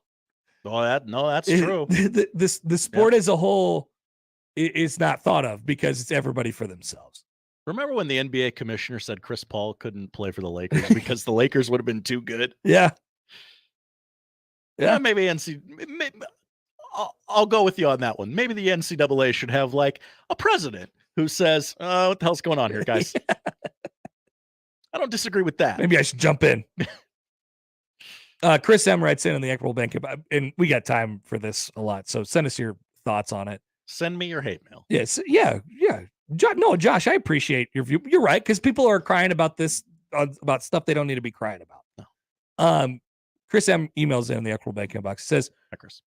I'm all for this new big. I'm sorry about my voice. By the way, it's dying. I'm all Somebody for this. Should help you. I'm all for this new Big Ten and what it can be. I would rather watch Nebraska play Oregon and Washington and UCLA rather than watching them play Akron, Northern Illinois, and Louisiana Tech. Let's just move to a 12-game all-conference regular season schedule and be done with it. We now have enough good teams that we could do that." That's interesting. I hadn't thought of that. Yeah. I think you're going to need some of those cupcake games, though. Yeah, they get it. I mean, I want that ecosystem to survive, even though that ship may have sailed. We're funding their athletic programs. Correct. Yeah. I mean, Sportico just put out their list of the Big Ten schools and what they're spending just on buy games, basically. I saw it just a few minutes ago before we started this segment. Ohio State was paying out like $10 million for non-conference games over a 2-year period. I know. Here it is right now. Ohio State home football game guarantees from in between 2021 and 2022, $10.5 million. Ohio State funding athletic departments all over the country. Nebraska, by the way, $2.4 million. But I want that ecosystem to survive. I want that to exist. But maybe that's just because that's the way I know it. And that's the way I like it. Will we adjust? I hope so, and I think so. But in order to adjust, Josh, and we'll take a break on this, but in order to adjust, you have to have something to adjust to. It has to stick for a few years, hopefully decades, a few decades, before we drastically and radically move around again. So I hope that, we often talk about college football in its final form. I hope that we've reached a form that we can hang on to for now, just out of the sake of consistency. What's the line from The Godfather? These things have to happen every 5-10 years. Gets rid of the bad blood. Yep. I hope not. I hope it's less. Well, or I'm sorry, more. Maybe a Pac-12 commissioner could have stopped this. Yeah, well, there's no doubt about it. They screwed it up. They screwed it up big time. There's a lot of pointing and who you're blaming. We'll come back. I get your guys' thoughts. I had a couple people reached out about, hey, does Iowa State matter? Well, they were never in the same conference, right? So let's and they cared enough to play each other. Let's take a break. We'll come back with more on the Connor Happer Show on 1620 The Zone. The Connor Happer Show. Follow us on Twitter @Happer Show for all the latest news and views. We may even say something interesting once in a while. Unlikely. Really, guys? Previously on Unsportsmanlike Conduct. If there's a snail crawling towards me inside of the Omaha NRG studio, there'd be any other snail. That's just the one snail. But when Nick and I bring a bag full of snails and dump them at your feet, I'm not working with you two yahoos anymore. Snail pickup. I'm not gonna work with you anymore. Unsportsmanlike Conduct with John Bishop and Josh Peterson. Weekdays 2 to 6 on 1620 The Zone. Your Omaha area forecast from the Godfather's Pizza Weather Center and KETV Newswatch 7 on 1620 The Zone.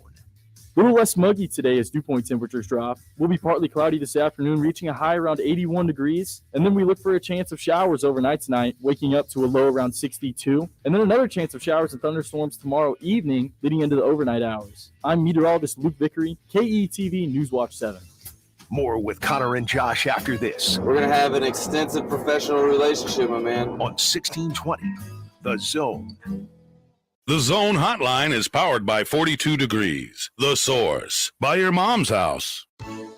Brent Rasmussen of Mortgage Specialists. Does it matter where you get your pre-approval?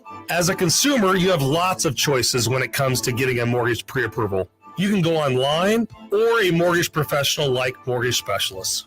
However, not every lender is the same. Online processing tools can pre-approve you in minutes, but it's more likely very inaccurate. We recommend that prospective buyers get pre-approved by a local lender. When you work with reputable local lenders, the pre-approval means what it means. You get a real evaluation of what you can borrow, and you and your real estate agent can have peace of mind through the entire process. Find out about pre-approvals and more when you subscribe to Mortgage Matters in Minutes on our YouTube channel. Just search Mortgage Specialists LLC. Click mtg-specialists.com. NMLS number 5918, Equal Housing Lender.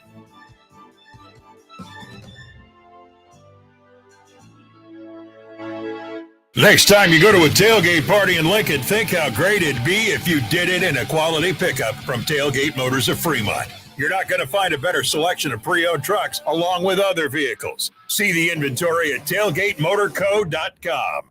It's the summer. You know what that means? You're out on the grill and you are making sure that you're making the best food possible. You know how you top it off? You add Rotella's Italian bakery bread to the mix. Whether you're making hamburgers or hot dogs or brats, maybe you're doing a pulled pork, whatever it is, they have the right kind of bread for you. I'm always surprised when you go in the grocery store. It's not just the hot dogs. They have the brat buns and the hoagie buns as well. So 3 different sides, basically the same kind of bun, but 3 different sizes to help you out, whatever you need. It's Rotella's Italian bakery bread. 100 years of tradition. Check them out today. Hey, folks, is your concrete in need of repair? Kent Pavelka here to talk about your local concrete experts and a Best of Omaha winner, Everlevel Concrete Repair. They can completely restore and repair your concrete at a fraction of the price compared to replacement and offer long-term transferable warranties. I'm so glad I chose Everlevel for my driveway. There's a reason they're a Best of Omaha winner. Give them a call for your free inspection. That's Everlevel, Everlevel, Everlevel. Try saying that 3 times fast. Ray Magliozzi here for eBay Motors. Okay, easy now. You're teaching your kid how to parallel park. Ouch! Turns out he likes to do it by feel. Don't worry, eBay Motors has bumpers, taillights, trunk lids, license plate holders, 122 million parts. Pull up just a little bit. And headlights. They've got lots of headlights. Get the right parts at the right prices. eBay Motors. Let's ride. We're going abroad for the first time in years. To Spain. But we don't speak Spanish. So we started using Babbel. And started learning Spanish fast. With Babbel, you can start having conversations in another language in just 3 weeks. Babbel's conversational method teaches you real-life words and phrases. And with Babbel's interactive bite-sized lessons, you'll remember what you learned. ¿Cómo te llamas? ¿Cómo te llamas? ¿De dónde eres? ¿De dónde eres? When you learn a language, you want to actually use it. Babbel is designed with that goal in mind. In just 3 weeks, we're starting to have conversations in Spanish. Estoy muy emocionado para ir a España contigo. Aww. He just said, I'm very excited to go to Spain with you. Vamos a tener mucha diversión. And that means we're going to have so much fun. Sí. Gracias, Babbel. Babbel, language for life. Celebrating 10 million subscriptions sold. Now try Babbel for free at Babbel.com. Just go to Babbel.com and start learning a new language today. That's Babbel.com. Babbel.com. Equitable Bank. We take banking personally. EquitableOnline.com.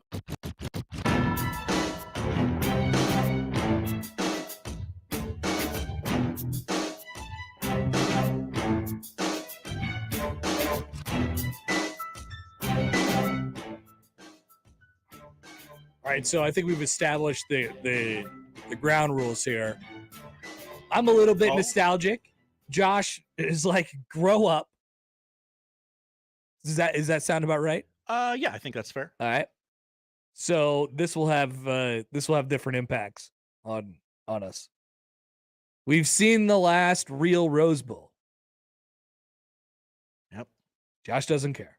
They're still going to play the Rose Bowl. There's still going to be 2 teams. You're still going to get that sunset on January 1st or 4th or 7th or whenever the hell they play it. So the Rose Bowl will be a part of the college football playoff this year. I know Utah Penn State was a real barn burner, guys. And we've seen the last real Big Ten Pac-12 Rose Bowl. I'm crying. No, that's just my voice giving out. But that's another piece of it that's gone. The polls. We don't even think about any of this stuff. But we'll have our last year of real college football this year. It'll be super fun. And then we'll go to something completely different. During a break on Fridays on Sportsmanlike Conduct, I popped in here to grab a beer because I was just so distraught over the Pac-12 dying. Mm-hmm. Pour one out for my homies. Yep.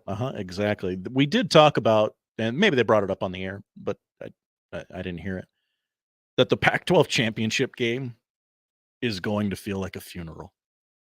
Oh, man. And the Pac-12 is going to be a kind of decent football conference. That might be a relatively meaningful game. And it's just going to feel so morose. Just everybody wear black. Just, oh, man. Now, if you're the modern day college football fan, you know what you would say to that? Well, who cares? Nobody watches it anyway. But Pac-12 people care. They play it on do they? Play it on Friday night. Yeah, the Pac-12 people who do care. All 11 of them who come to the games? Yeah. Exactly. Let's go a couple tweets here. Lee says the following on the J-Tech Construction Zone Twitter feed. X feed. Iowa State have been able to still obtain that in-state rivalry without being in the same conference. I think people are overreacting about this realignment talk. Overreacting in what sense? Like if you're Josh and you're saying, hey, look, you're still going to watch the sport, Yes, yeah, absolutely. Hands up. No doubt about it. I'm watching the sport. I'm watching Nebraska. I think it's weird. I think it's quirky. But we've lost a little bit of that over the years. It's worse. I don't know if it's ever gonna lose me. I'm still gonna watch Nebraska. Like, Nebraska's still the only thing that's gonna matter in the state. Yes, I too miss being able to drive to Manhattan, Kansas on a Saturday morning. Yeah, there's a little nostalgia, Josh. But it's gone. It's over. It is. And so we're having a celebration of life for it. That's okay. It is dead. It is dead. But a lot of you are crying about things you don't actually care about. Chris M emails in. Hi, Chris. A little bit nostalgic versus grow up. Could you say you're a little bit country and Josh is a little bit rock and roll? Should we sing it? No, I don't know how that song goes. Oh, I thought you were the music man. No, I do know how that song goes. I just don't know what to sing. By the way, we get a couple more tweets from you guys here in just a second. But the Arizona president is talking. He's talking about after the move here. Speaking at a press conference, Arizona's president Bobby Robbins says, What is quote, this, Parks and Rec? Bobby Newport. Bobby Newport. Quote, we were showing up together to sign up our grant of rights over to the Pac-12 conference. Pete Nakos of On 3. This was told by one of the Oregon and Washington presidents roughly 10 minutes before, quote, we'll be taking our talents to the Big Ten. No way they said that. That is so funny. This is so dumb. They LeBron'd their way out while taking half of the money that the conference is paying to all of its other teams. It's Oregon and Washington doing. But the other quote that's going around was on selling the Apple package. Quote, we're trying to think, well, it's going to be like selling candy bars for Little League. Yeah. Just wasn't enough money. We're going to take a little bit. They blew it. The Pac-12 blew it. Their inactivity during this is an absolute, they didn't do anything. They let their conference, George Klaivkoff just let this conference just slide into this. And the Big Ten had to take on the teams they wanted, or they were all going to go to the Big 12. And then are you in a battle against the Big 12 for I disagree with eyeballs? that. I don't care about that. If somebody sent in on YouTube, they said Joyo. He said it's pretty clear Oregon forced the Big Ten's hand. They had enough of the Pac-12. They said we're leaving, and you're our first choice. Take us, or we're going to the Big 12. Okay, so what? So Oregon and Washington go to the Big 12. So what?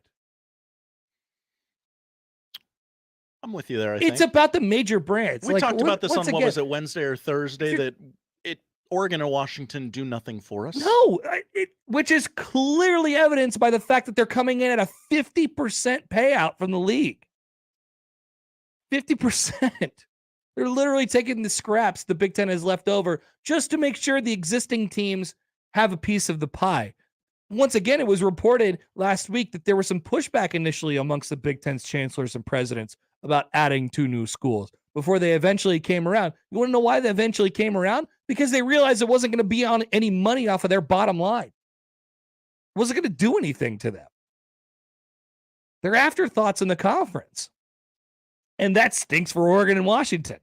That they felt like they had to go to a place that doesn't actually care whether they're there or not. You see what I'm saying? Like, that's where we lose.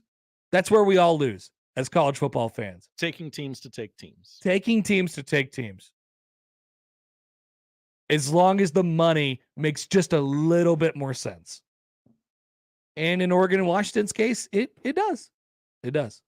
For USC and UCLA, it helps out your new partners in Los Angeles. Yeah, I mean, so back to the finger pointing thing. there's like all of these. I mean, we could look at any moment in time and say, yep, this is what led to this. This is what led to this. Oregon and Washington, did you have to move? The Big Ten, did you have to take them? To go further back, USC and UCLA, did they have to do that? Texas and Oklahoma forcing, quote unquote, not really, but Texas and Oklahoma moving to the SEC, triggering the Big Ten to say, we're going to go out and get our two big fish as well. And then the USC and UCLA thing happening. And then the Pac-12, slowly over a year exploding from there. Or do we trace it back to 10 years ago? Or do we trace it back to 40 years ago when Georgia and Oklahoma sued everybody because they wanted to be on TV? Yeah, it's everywhere. But this is, we're getting close to a final form here. And yeah, we're moving. But I don't want to be too overdramatic, but I also at the same time don't want to be like, this is unprecedented. This is crazy. And the sport blew up in the span of 24 hours. And our future is sort of, at least locked in for the moment. But that's a problem. It's like we've had change in college football before. And to Josh's point, we always keep watching. But this is a little bit different. And the reasons why are frustrating. Because in a lot of cases, there was no reason. This is unnecessary. It was unnecessary for that to blow up on Friday. Poor management and a business deal gone bad. Yeah. All right, I got a couple more things on that as we go on throughout the show, but I could stop wallowing for now, I suppose. Chris in Montana, by the way, says the Pac-12 is going to be a bloodbath this year. Everybody should be rooting for Oregon State. It'd be ironic if the Civil War is for the Pac-12 North, and in an ideal world, the Beavs win the title in Vegas. Yeah, that's right. Go Oregon State. That would be a fun story. Go Oregon State this year. That would be really funny. And then they wave everybody goodbye on the way out. Everybody thought okay, I can forget how to say DJ Uyunglele. And now you got to remember. Oh, then there's also the question that nobody seems to really care about, I guess, including myself. What happens to the Pac-12? What happens to those four schools? They merge with the Mountain West. They say, no, it's less of a merger and more of a acquisition. It's like, okay, whatever it is, you're going to have 7 more Mountain West schools in your conference next year, probably. Yeah. However you want to put it, George. This ship has sailed. We'll come back. Josh will bring you the odd news on 1620 The Zone. But first, I have a reminder for you that it's time for another Woodhouse Wednesday on 1620 The Zone. This Wednesday, you could win a car essentials bundle, which includes a car organizer, dash cam, cordless vacuum for your vehicle, cup holder expanders, and $100 to Woodhouse for your next oil change. Plus, when you win a Woodhouse Wednesday prize pack, you're automatically entered into the grand prize of $2,600. Woodhouse Wednesday is this Wednesday. You can get all the details at 1620thezone.com. Big names, big games. We've got them all. 1620 The Zone. Hey, everybody. It's Michael Savit for Ted and Wally's Ultra Premium Ice Cream. 2 locations in Benson and the Old Market. You know what it's like in the summer, right? It's hot. We know that. What's better way to cool off than ice cream, and especially ice cream from Ted and Wally's? More than 3,000 flavors. For 35 years, they've made sure that when they make ice cream, they make it the right way. That's why they have 20% butter fat. That's why they do it the old-fashioned way. Check out both locations. Go over to Benson or go over to the Old Market and get some Ted and Wally's today. 35 years of tradition, and tell them Severe sent you. Attention homeowners. Are you ready to unleash the power of savings? J-Tech Construction and Solar, the official exterior experts of the Huskers, has an exclusive offer. Purchase any 2 trades from our winning lineup of services: windows, doors, siding, roofs, gutters, and solar, and receive a 10% discount on your entire purchase. Click yourexteriorexperts.com to schedule your free consultation today. Double up on savings and save with J-Tech Construction and Solar, the official exterior experts of the Huskers. Click yourexteriorexperts.com. Hey everyone, Josh Peterson here for my friends at Miracle Hill Golf and Tennis. They have a brand new club fitter, Mark Bauman, their master club fitter at Miracle Hill Golf and Tennis, and he is fitting both Callaway and Titleist equipment. Plus, how about this?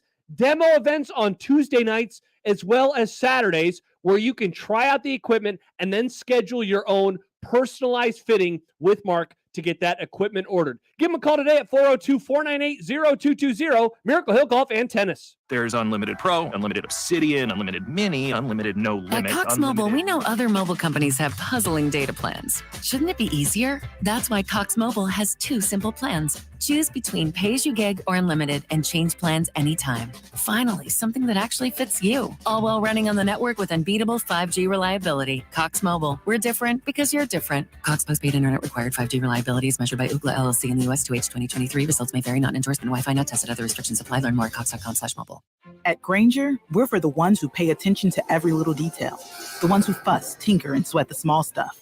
Because you know the tiniest thing can make the biggest difference when it comes to keeping business moving. We get it. We're the same way, offering access to product experts to help you quickly and easily find what you need. So whatever your industry, you know you're always getting professional grade products. Call, click Grainger.com, or just stop by. Grainger, for the ones who get it done. Attention sales professionals.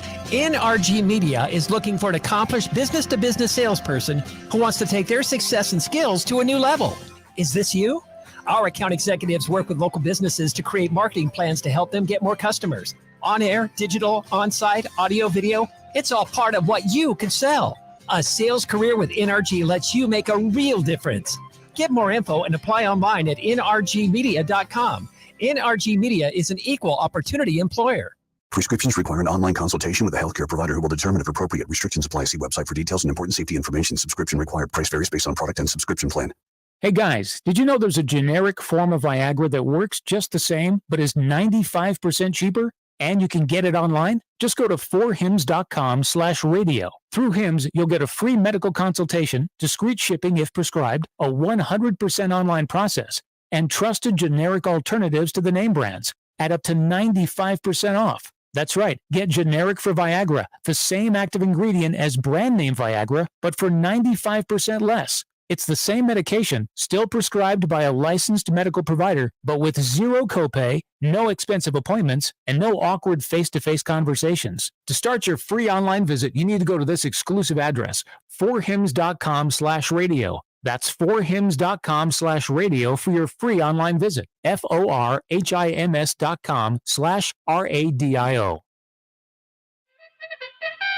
And now we've reached the point in the show where Josh Odson reads the peculiar, the bizarre, the comical, the odd news with Odd Son.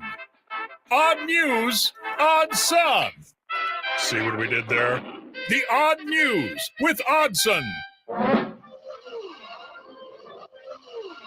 Now the love continues for Isaac Gifford.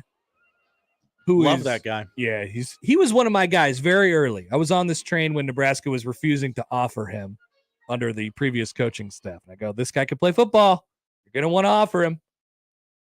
And they eventually got around to it. He's been a productive player. Here is Evan Cooper, Nebraska's secondary coach. He's asked what he's seen from Isaac Gifford. Cooper said, quote, everything I need to see. Good line. We'll have a couple more things from practice as we go along. Also, quick update. This could qualify as odd news, I suppose. A little bit. The Nebraska women's basketball team is playing, I believe, one of their final games in Greece. Everybody's returning from their foreign trips now. Everyone's out of town. The Nebraska women beat a team called the Crete All-Stars today. Not that Crete. I don't know. The other Crete might have done better. 124-18. Oh, 124 to 118? No, Josh. 124-18, which is not a 6-point victory, but a 106-point victory for the Nebraska women's basketball team. They're back. Interesting. Josh, what do we have today? We're going to begin with a story about parenting. Connor. Oh, good. I know many things about this. Yeah. Do you remember the first time you beat your dad at a sporting contest? Not explicitly, no. Okay. I don't know if it may not have even happened yet. Oh, that was gonna be my follow-up question. Yeah. We go to NFL Network. Kyle Brandt. Yep. He good guy, good bits guy. Just to update the audience, I've been told he has 0 of availability between now and the start of NFL season. Dude, yeah, we've asked. We've tried to get him on a couple times. He's my white whale. Yeah. His ideologies line up with ours. We'd have a fun time if he would just agree to do it. But I get it. He's a busy guy.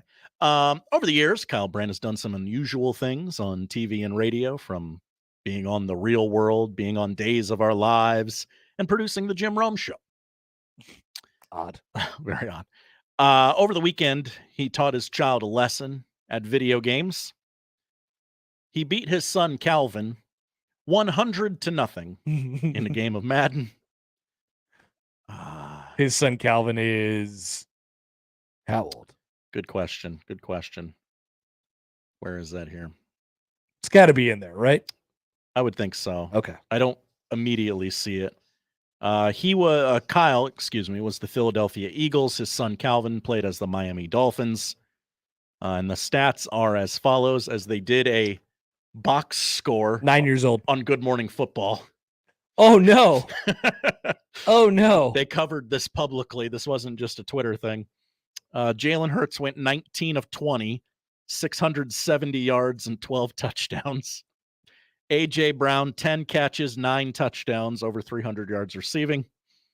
As for the Dolphins, Tua Tagovailoa, 4 of 10, 6 interceptions. That's just the worst. Tyreek Hill just couldn't get anything going. 2 catches for 10 yards. 9 years old, I'd be so pissed. Yeah. I would be so angry. And Kyle was just throwing it back in the kid's face. Mm-hmm. Kyle was asked if he had any regrets about yes. beating his son 100-0. And what did he say to that, Connor? He said, quote, I mean, I have an enormous regret. My regret is that I didn't score 200 points on him. DraftKings had us minus 99.5, so we covered. I want to give a shout out, Kyle said, to Devonta Smith, who caught 8 2-point conversions, including the most critical one. Believe me, I was sweating bullets on the sidelines when we were up 98-0 with no time left on the clock. Yeah, you had to get that 100. We ran the same bleep play we ran to Devonta from the prior 7 2-point conversions. He got it again. Curl routes for the money. I loved it. Also, if you're a fan of Scorigami, 100-0. That's never been done before. I'm very proud of my guys. Really good. What do you think the wife is doing during this period of time? I mean, because I assume if father and son are downstairs, they're playing video games, and maybe the wife is upstairs, she's thinking, why is my son screaming so loudly? What is going on down there? I imagine the husband was screaming a lot as well. Yeah. What's happening down here? Just to arrive in the basement to find that the score was 100-0. Do you feel like you have to step in at that point and say, hey, Kyle, come on.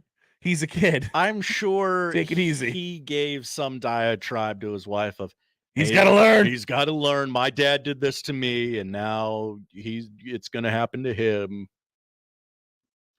Oh, I appreciate Kyle Brandt. I really do. Yeah. And this is a good bit. Mm-hmm.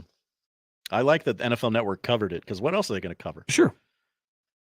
Over the weekend, there was a fight. No, not the one in Cleveland between the White Sox and Guardians. No, don't. Are we going to talk about the other one? Indirectly. All right. The Drake curse continues. Oh. As for some reason, he placed a large wager on Nate Diaz. Why did he do that? To win the fight. He placed a $250,000 wager on Nate Diaz to win. It would have paid out $1 million. Quote, this is from Drizzy himself. Quote, Jake is a dog, but I can never bet against a Diaz brother. That's just how I was raised. I didn't know that's how he was raised. I do like Drake, though. I think Drake's really funny. Drake, I'm good when Drake shows up on like my page. He somewhere over the years has become comfortable taking the L and like being laughed at. He's funny. Yeah, he's funny. Well, it keeps popping up on the TikTok where he did that podcast with that one girl who she's just really monotone and she doesn't actually say anything. It's weird. It's this weird internet thing that's happened. And she somehow got an hour-long interview with Drake in a bed. Oh. And it was funny. I mean, it was funny. I didn't hate that hour that I watched that interview on YouTube. And it was all because of Drake. I mean, Drake is good. I'm team Drake. I understand, like, oh, I've seen Nate Diaz fight. He cannot be stopped. He's a relentless fighting machine. But yeah, bad bet. We've had enough of these Jake Paul fights to realize that it's rigged. That it's absolutely rigged. Yeah. Stop betting against Jake Paul. Yeah. Yeah. No. Also, I hate myself for watching any of that. We'll get to that because I want the full story, every detail. I get you. In Drake curse news, since he wore Shohei Ohtani's All-Star Game jersey, in public, Ohtani's fouling foul balls off of himself. Ohtani is 2 for 12, 7 strikeouts, and no RBI, and several foul balls fouled off his own leg. I just put that man in a bubble. Yeah, I get so concerned about Shohei. He's always injured, so he's always laboring. Laboring. That's the perfect word because he's not ever hurt. He's not injured. Just he thinks he is. Yeah, a lot of the time. Scary. Finally, an update on love. Oh, good. In a fantasy world, Charlize Theron and Chris Hemsworth got married over the weekend. In a fantasy world? In a fantasy world. But in real life, it was their stunt doubles that got married. Ooh, that's a name that I don't know how to pronounce. Aurelia, 25 years young. She plays Charlize Theron's stunt double in movies like Fast X. Maybe you've heard of it. Not really. Damn it, Connor. She met her husband, Justin Howell, 34 years young, while filming the Paramount Plus series Halo. That's the video game, right? Okay. Justin was the stunt double for Hemsworth in Thor, Love and Thunder. Oh. And Extraction 2. Okay. I got you. So the two stunt people actually got married to each other. Actually got married. Wedded bliss. Oh, that's nice. They are now in love. They look enough like their counterparts to play them on screen when everybody's moving really fast and you can't quite tell what's what. Yeah. So they're both very attractive people. Yeah. I mean, to be completely fair, though, like Charlize Theron and Chris Hemsworth both look like very normal white people, you know? Yes. It's like movie star normal. Yeah. But yeah.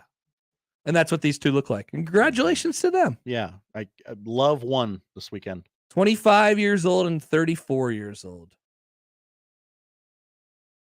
Any comments on that? Comment on the age gap. What is that? That's 9. It's 9. 9 years. Not a problem as adults, but on the edge. Yeah. Who was it we were talking about had a 9-year age gap? Nick and his wife, but they met later in life. Yeah.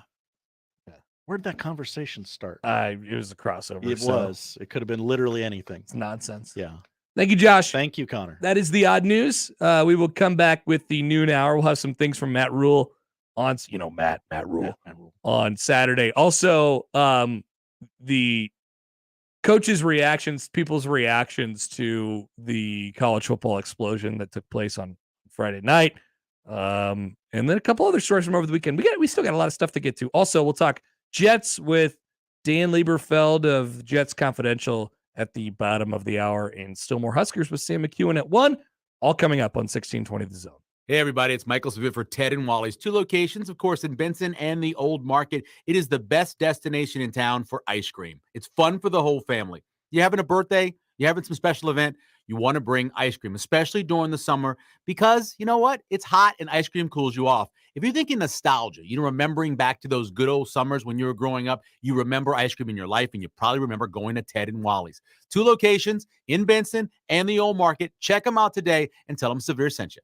Duck Defense Midwest makes your home healthier and improves the life of your HVAC system. So improve the health of your home and everyone in it. Go to cleanairradio.com for a special duct cleaning offer for Zone listeners. That's cleanairradio.com. The Zone Inbox is brought to you by Equitable Bank. We take banking personally. Email me, Connor Happer, with the Connor Happer Show at Connor, CONNOR, at 1620thezone.com. Send me your love, your hate, and maybe a few hot takes. The Zone Inbox, presented by Equitable Bank.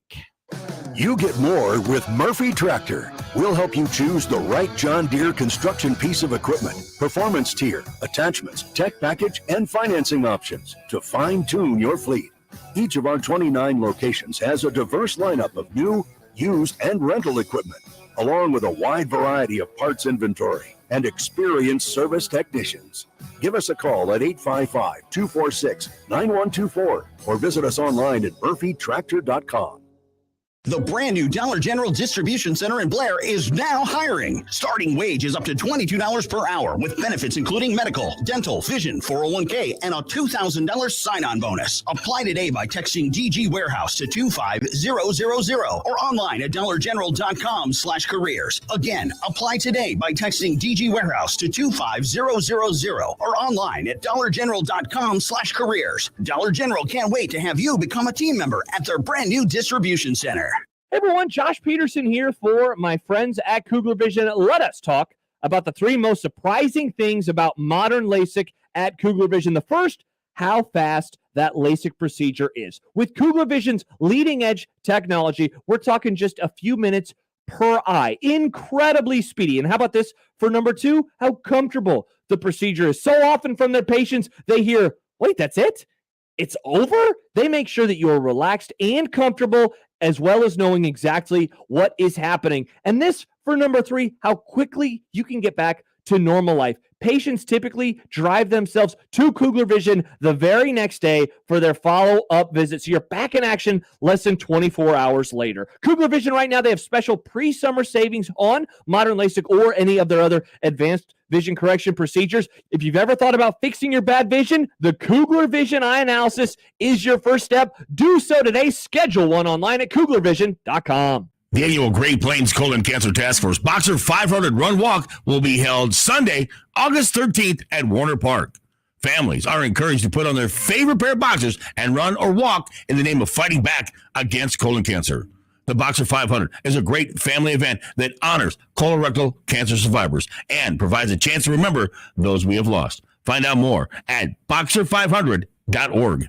If you're hiring, it can feel like you're trying to find a needle in a haystack. You can hope the right person comes along, or you can just use ZipRecruiter. And now you can try it for free at ziprecruiter.com/radio. In fact, ZipRecruiter has helped a lot of business owners find their needle in a haystack, like Marco, president of operations at Telly Tires and Auto Centers. Because Telly Tires has grown a lot in the last few years, Marco needed to hire everyone from a receptionist to a store manager to a head mechanic.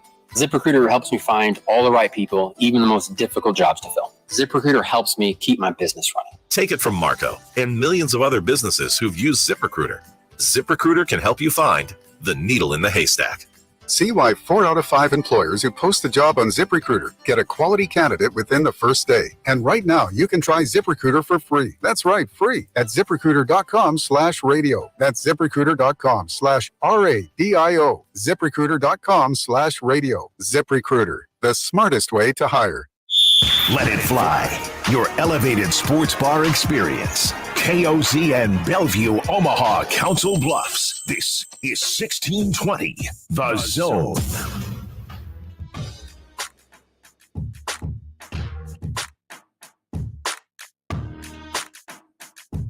All right, welcome back. Noon hour, the Connor Happer Show here on 1620 The Zone and on 1620thezone.com. Connor Happer and Josh Hodson with you. Once again, if you want to get in touch with the show, 402-951-1620 is the way you can do so. Either on the 42 Degrees, the Source hotline, or you could text that number as well. Also, various other ways to get in touch with the show.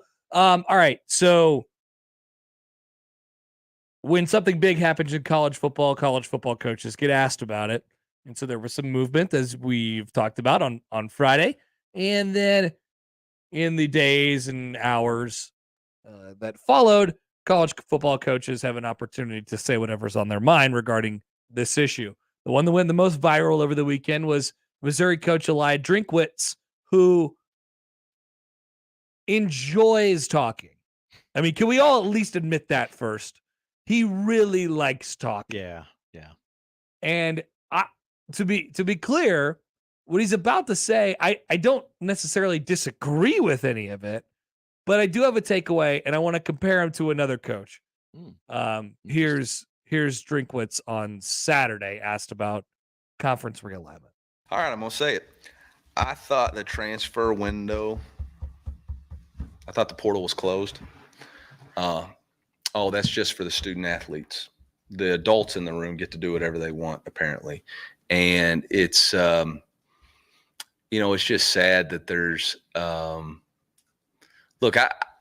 my question is, did we count the cost? I'm not talking about a financial cost. I'm talking about, did we count the cost for the student athletes involved in this decision? What cost is it to those student athletes? We're talking about a football decision. They based off football, but what about softball and baseball who have to travel cross country? Do we ask about the cost to them? Do we know what the number one indicator of symptom of or cause of mental health is? It's lack of rest and sleep. Traveling in those baseball, softball games, those people, they travel commercial. They get done playing at 4. They got to go to the airport. They come back. It's 3 or 4 in the morning. They got to go to class. I mean, did we ask any of them? All right, so you get where he's going. Thank you, Coach. You get where he's going, right? Not wrong. Not wrong. I don't disagree with anything he said. And you're right. The student athletes have been forgotten about. It's just such low-hanging fruit. And maybe I shouldn't penalize them for it, but it's just such low-hanging fruit. And I think with him in particular, I think a lot of the times it's super easy to take the low-hanging fruit and say, did we ever think about the kids? It just, when coaches get up there, a lot of the times it just feels like posturing. It feels like, all right, I'm going to say this. And then we put it in a recruiting video. And then our coaches go out on the road and they say, look how much Coach Drink cares about your kids. It's going to be totally safe, Mrs. Miller. You can leave Justin with us. He's going to be safe. He cares. Maybe I've just grown too cynical about college football coaches. But of course you're saying the right things because it's supposed to reflect well on your program. But I don't know. He didn't have to go there. At the start, it felt a little antiquated. It was like, all right, hey, I'm going to say it. And then he started hammering the table. That's what you heard the entire time, yeah. All right. So here's Matt Rule. Matt Rule. Now, he was asked about it initially, and he really didn't have a thought. He was like, you know what? We got to do what we got to do. And then he was asked in a follow-up way later on in the press availability on Saturday. Good journalism. I believe Sam McKewon asked. Sam will be a guest in just a little bit. Interesting. I didn't know that. Here's Matt Rule on, and just once again, note the direction that he took it. He could take it anywhere. He could very easily hop up on the grandstand and say, did we ever think about the kids? How bad this sucks? You'll hear this, and I just appreciate Matt Rule's disposition. I appreciate his attitude. Here he is. Yeah, I think for us, we've been going out there. We're trying to establish ourselves out there.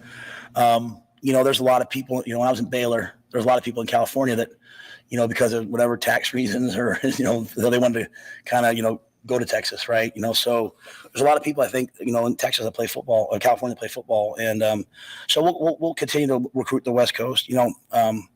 Before I took this job, I went one day and did like a little thing at CBS. I was talking to Trent Green, the old quarterback, and he said something to me. He said, Matt, I live in Kansas City because I'm doing NFL games every week. And I didn't want to be in New York having to fly. So I'm kind of in the middle of the country, and I'm going here and I'm going there. And I think as the Big Ten's become the national conference, and it stretches from East Coast to West Coast, we're in a pretty good spot geographically where teams are going to have to come here and play in cold temperatures, have to play in the wind.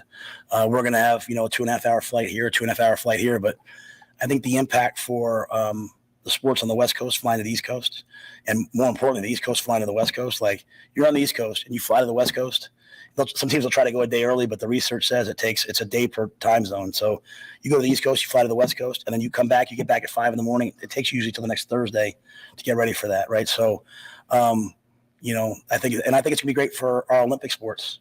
Okay. Because we're going to have the ability, there's a lot of great schools we can play here, but think about having to go do a weekend run and, in softball and you're in the West Coast, have to go all the way to the East Coast and come back.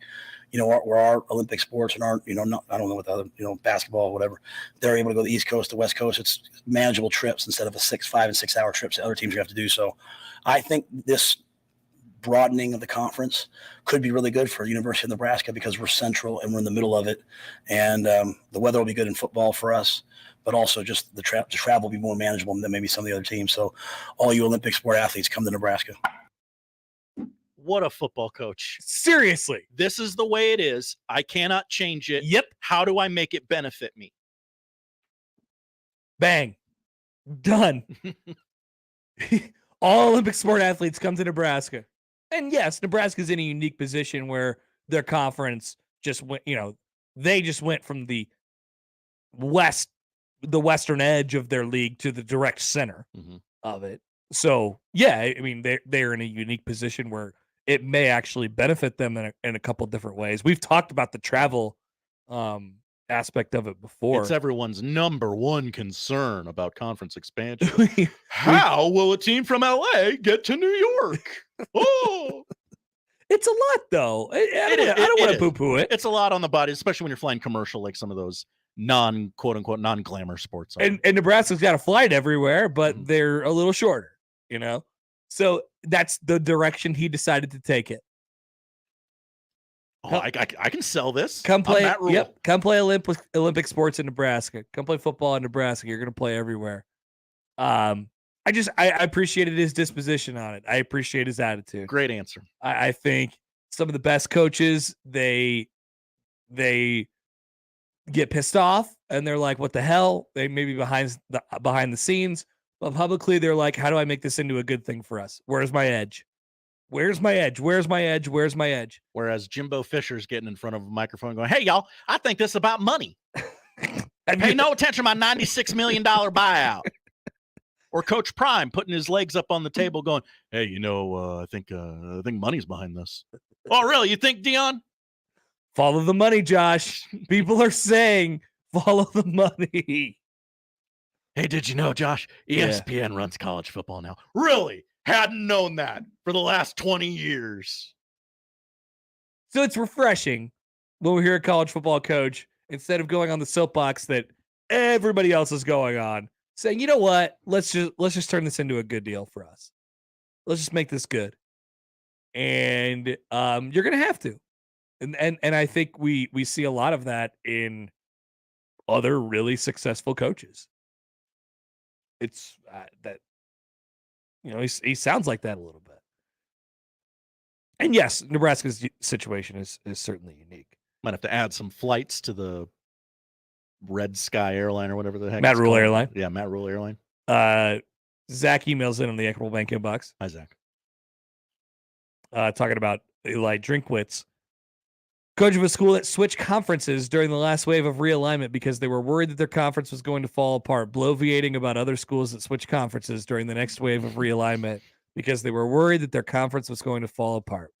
Doesn't seem hypocritical at all. Have we thought about the kids?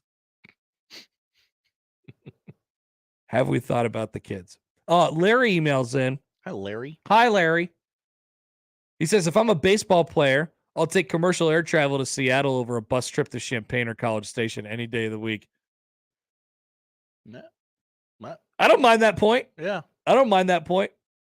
Get me on a plane, man. That does sound better. I'd rather be on a plane for 2.5 hours than on a bus for 6. Please. And in the Big Ten, it's usually more than 6. Unless you're going to Iowa or Minnesota for Nebraska. That's it. Every other road trip is longer than that. I appreciate Matt Rule's disposition on these things. Hey, Josh, what's the Memphis riverboat fight? What is that? Oh, have you not seen this video? No. It is a very viral video online. You will see things trending on Twitter right now, like Black Woman, Shaquille O'Neal.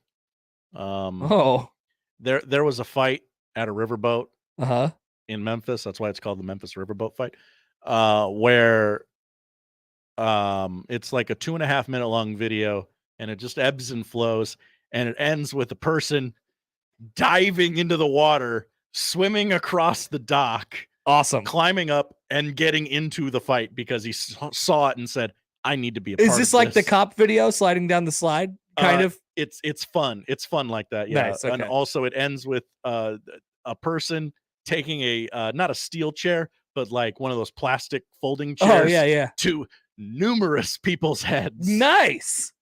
This is all happening in the water? On a dock. On a dock. And many people are involved in the melee. I love a huge brawl. It was a very large brawl. A huge brawl.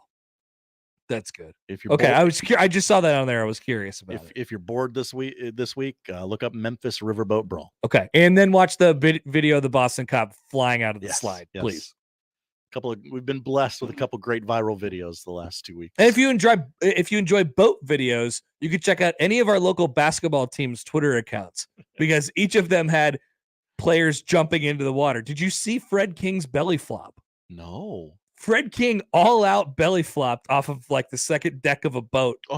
In the Bahamas. That sounds very painful. Did it look very painful? It did. Okay. It actually did. So yeah, if you're into boat stuff, you go check out our local basketball teams. Poll question at Happer Show: are you into boat stuff? Are you into boat stuff? Yacht rock, all encompassing, really. But no, let's use these couple minutes before we talk about Hard Knocks. To talk about Jose Ramirez and Tim Anderson. We got into it with Schaefer. Mm-hmm. Let's go to Tom Hamilton first. Tom Hamilton, the longtime voice, the Cleveland Indians Guardians, who is I always thought Bob Uecker was. No, he's actually not. He's actually the voice of the Brewers. Interesting. He had the call of a lifetime here. Yeah. And the fight that everybody saw between one guy that is really, really highly thought of in, baseball circles and one guy that is probably a little less highly thought of in baseball circles.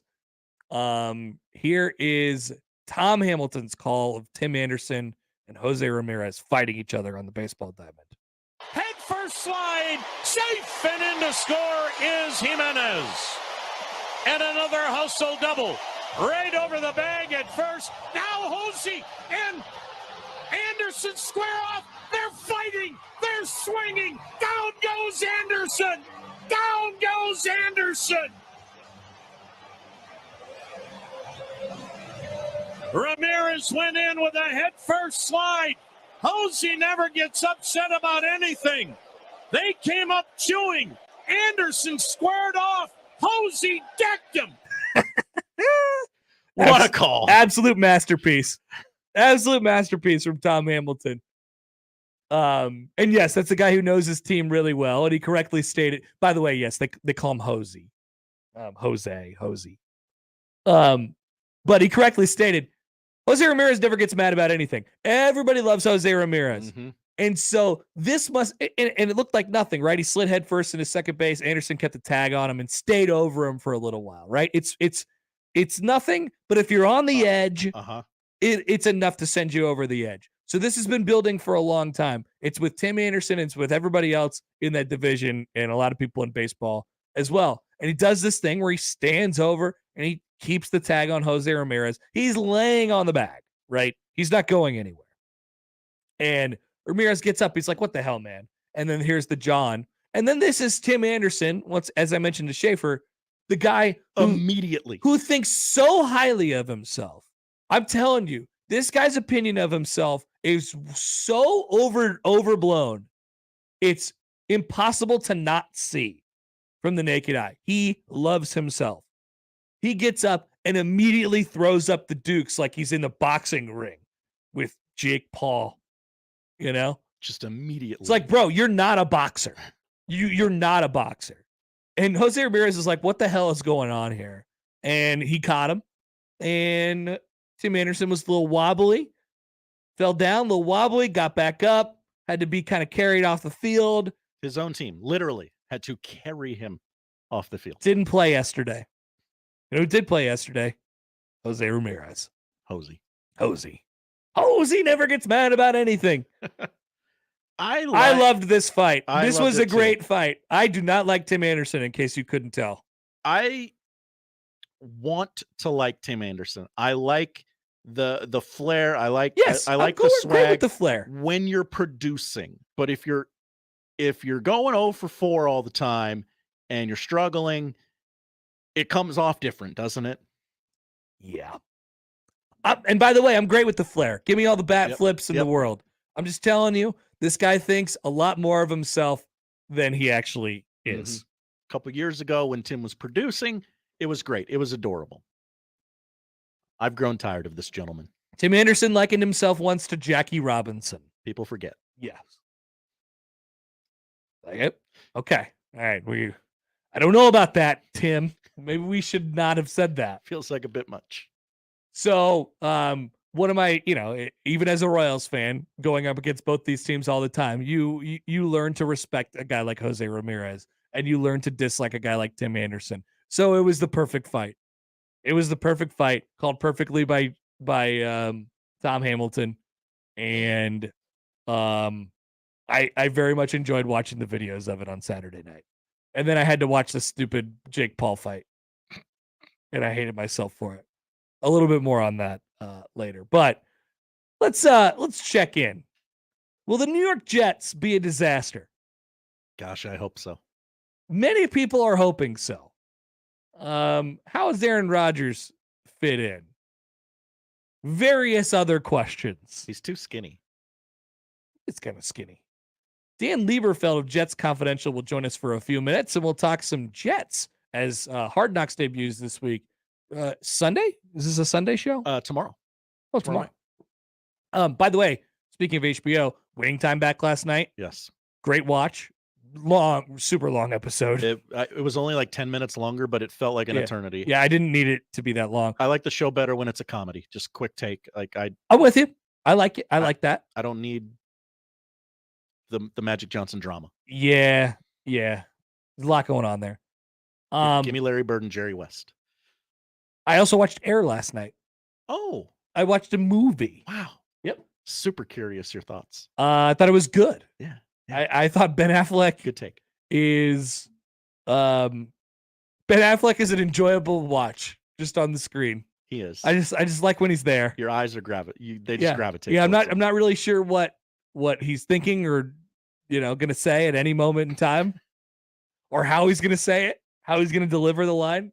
I just appreciate that he's there. Did he look like Phil Knight? No, not really. Not really. Just wearing a 80s tracksuit and no shoes. Yeah. No socks. Loved it. There's my quick review of Air. All right, we'll come back. We'll talk Jets with Dan Leberfeld next on 1620 The Zone. Previously on Unsportsmanlike Conduct. The takeaway here is everything they did is worked. And it's worked to the point that the attendance is up 8%. That is bonkers. So, I mean, it's showing itself in every facet of baseball. It's working. Working on the field. It's working in attendance. I'm guessing, I'm not a TV ratings guy, but I'm guessing the postseason is going to have an uptick in viewership. Unsportsmanlike Conduct with John Bishop and Josh Peterson. Weekdays 2 to 6 on 1620 The Zone. Your Omaha area forecast from the Godfather's Pizza Weather Center and KETV News Watch 7 on 1620 The Zone. A little less muggy today as dew point temperatures drop. We'll be partly cloudy this afternoon, reaching a high around 81 degrees. And then we look for a chance of showers overnight tonight, waking up to a low around 62. And then another chance of showers and thunderstorms tomorrow evening, leading into the overnight hours. I'm meteorologist Luke Vickery, KETV News Watch 7. The Connor Happer Show returns in minutes on 1620 The Zone. Start your engines. Joe's Indoor Karting in Council Bluffs is off the charts crazy. Joe's Karting is fast-paced, adrenaline-pumping, wheel-to-wheel racing action at over 40 miles per hour. The only speed restriction on these karts is how good you are. Joe's Karting is located just a couple of blocks north of Bass Pro Shop and directly east of AMC Theater in Council Bluffs, Iowa. Go watch a movie. Come race at Joe's. Planning a bachelor party, graduation party, or just a night out with friends. Go to Joe's. Remember, Joe's Karting is your place to race. We're here again at Funflex asking the experts about all the excitement at the park this summer. You there. You just went down double trouble. Thoughts? 3, 2, 1. Go! Woo! Splash! Okay, sounds like a rush. Uh-huh. What about you? Gotta be Funplex Speedway, right? Indeed, words fail. It's time to let the fun drop at Funplex. Get your tickets now at fun-plex.com.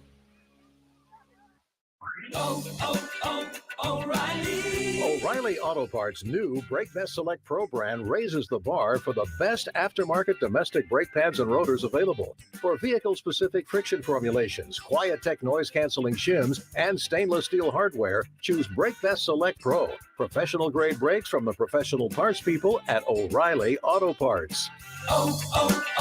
O'Reilly Auto Parts.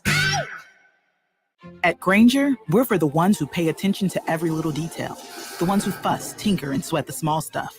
Because you know the tiniest thing can make the biggest difference when it comes to keeping business moving. We get it.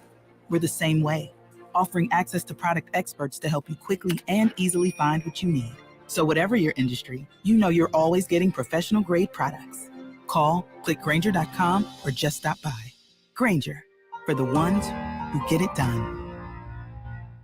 PACE, Police Athletics for Community Engagement Organization, is dedicated to preventing at-risk and disadvantaged inner-city children from becoming involved in street gangs, crime, drug use, and victimization. Last year, PACE served over 5,000 area kids with wholesome competition and free participation in soccer, baseball, CrossFit, and flag football. To help PACE and local families make sure kids have access to safe and fun spring and summer activities, please go to paceomaha.org to support the PACE mission. Thank you. Attention all you Husker football fans. This season, get ready to cheer on your Huskers like never before. Tickets for Less is offering an exclusive deal that'll have you jumping out of your seat. Use the promo code THEZONE and save big on Husker tickets for every game, home and away. From the electrifying home opener to intense conference matchups, Tickets for Less has you covered. Don't miss a single moment of the gridiron action. Visit ticketsforless.com today. Use promo code THEZONE and secure your seat to witness the Huskers live on the field this season. Hurry, this offer won't last forever. Make the right call, fans. The Rooferees at John Higgins Weather Guard. Rooferees.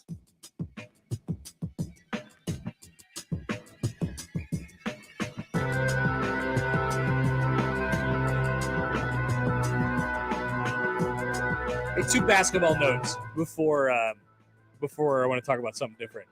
We'll try and get a hold of Dan here in a second. First of all, Nebraska basketball added what seems like a pretty competent player to their basketball team in Jaron Boogie Coleman. Yes, out of the transfer portal. And yes, he entered on August 1st. Started his career at Ball State, transferred to Missouri for a year, and then back to Ball State. Josh, phone's ringing now. Where he was second team All-MAC last year. He entered the portal on August 1st, and now he's probably going to be Nebraska's starting point guard next year. And also, I appreciate the fun little drama in the month of August where Creighton goes down to the Bahamas, and they're playing this Lithuanian team, and the Lithuanian team starts deciding to talk junk on Trey Alexander. And we got a little 31-11 action out of Trey Alexander on a exhibition game in the Bahamas. Fantastic. A great little surprise to follow yesterday afternoon. But let's pivot a little bit. Let's talk some NFL, and specifically the Jets. Hard Knocks starts tomorrow on HBO, and Dan Leberfeld of Jets Confidential joins us now on the 42 Degrees Source Hotline by your mom's house. Dan, good afternoon. How are you? I'm doing well. How you guys doing? Good. What's the feel over there right now? It through, a week or so here of camp. Obviously things are vastly different, I assume, but what's the vibe out of Jets camp? I think the vibe is relevancy.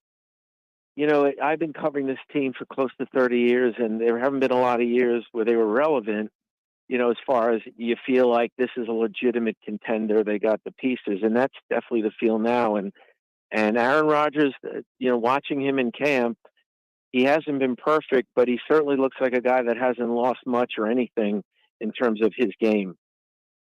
What do you, from the Rodgers perspective, we'll talk about him he is the focal point of this entire thing. Hey, from the Hard Knocks perspective, what do you think the audience will get out of him, whether it's through a week or a few weeks here of training camp? Yeah, it's hard to tell because I don't think he wanted to do it, and they've limited the access compared to past years. So it's going to be interesting to see what they actually allowed to shoot. I mean, they shoot a ton of practice stuff, players talking to players on the field and Rodgers doing his thing. But I'd be interested to see what they did in terms of the meetings and behind the scenes, because there was a long negotiation between the Jets and HBO because they really didn't want to do it, the Jets. And they set certain ground rules down that were way different than past Hard Knocks. So it'll be interesting to see the access they actually got. Why didn't they want to do it? Well, I think that, they've missed the playoffs 12 years in a row, which is the current high mark for any pro team in any pro league. The Sacramento Kings had the previous high mark. So they got to focus on the main thing. I mean, Robert Saleh always says, make the main thing, that old Stephen Covey quote. And they really were trying to do that. And having, they've got so much to work on in terms of, in every aspect of their team, and also getting on the same page with Rodgers. So do they really need cameras all over the place as a team that hasn't made the playoffs in 12 years? Don't they have more important things to focus on? Yeah, no, I think that's fair. I was just wondering where they sort of, they do have more important things to focus on. Okay, so you mentioned right off the bat, Dan Leberfeld, Jets Confidential, joins us now. Right off the bat, how the feeling of relevancy is there. There's a buzz about it. What kind of relevancy are we talking about here? Obviously, having Aaron Rodgers makes you, a staple just in the NFL. There's primetime games to be had and things like that. But as far as the actual competitive football part of it, how much of a window have we seen into it, and how good can this team be? Well, I think they could be very good because, in my opinion, when you get one of those elite quarterbacks, and when you look at the NFL landscape, there's only about probably 5 to 7 of them. The rest of the teams try to get by with mediocrity or substandard quarterbacks. When you talk about the teams like from 26 to 32, those teams probably don't even have an answer at quarterback if you really look at it. They have one of those 5 to 7 elite guys. And when you have one of those guys, you have a puncher's chance in every game. You have a good chance to make the playoffs every year. You look at the Cincinnati Bengals. They weren't considered the best organization, and they get Joe Burrow, and all of a sudden, boom, they make a Super Bowl, and then they're in the playoffs last year, and they could have made a run again. It just changes everything. It's such a quarterback-driven league. Even with the Los Angeles Chargers, if they didn't have Justin Herbert the last few years, they're not sneaking into the playoffs. They're probably more like 3-14 type of team. So Jets have one of those guys now. So I'm not saying they're going to the Super Bowl, but anything less than the playoffs would be a big disappointment because they'll have a chance to win any game they're in with this guy under center. Would you have categorized them as a team that was a quarterback short, but pre-Rodgers arriving? I wouldn't go that far. I think their defense was a little overrated last year because they played, you talk about the quarterback position, they played a lot of bad quarterbacks. I mean, they if you look at their schedule, I mean, when I don't want to say bad, but, average is a nicer way of putting it. When they played Pittsburgh, it was Mitch Trubisky, and then Kenny Pickett came in for him. When they played Miami, it was the 7th-round pick, Skylar Thompson, out of Kansas State twice. Not once, but twice. So that's the kind of quarterback schedule they had, and they took advantage of it. Their defense has some work to do. Their run defense, they lost their last 6 games. Their run defense was not very good during that streak. They need to get more from their edge rushers. They need to get better linebacker coverage from their in terms of linebackers covering tight ends. So it was an improved defense last year, but they have some work to do on defense. So I don't buy the narrative that they were one player away. No. Dan Leberfeld of Jets Confidential is with us. Can this work out for Zach Wilson, where he gets mentored by Aaron Rodgers, and then a couple years down the line, he's a better player for it? Or how do you see that situation playing out with the former number 2 pick? Well, the time frame is interesting because he's in his 3rd year now, and Aaron Rodgers clearly has made it known that he's probably going to play at least a couple of years. It's not going to be 1 year and out. So this is Zach Wilson's third year. And then if Aaron Rodgers plays again next year, it's his fourth year. And then you're in fifth-year option territory. You pick up a guy's fifth-year option for $20 to $25 million when the last time you saw him, he wasn't that good. So I don't know how they're going to handle him moving forward.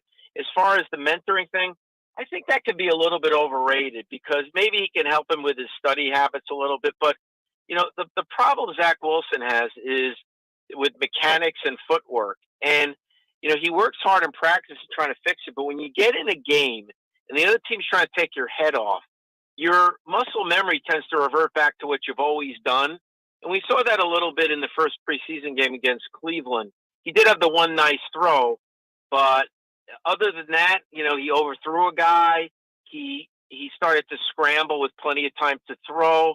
And those were the kind of things that were a problem last year, accuracy and running too much. So I think Aaron Rodgers will help him with little things here and there, but I don't think once you're in the game and your muscle memory goes back to bad habits, I don't know how much you could do about that. You think we'll see Aaron Rodgers in any preseason games this year?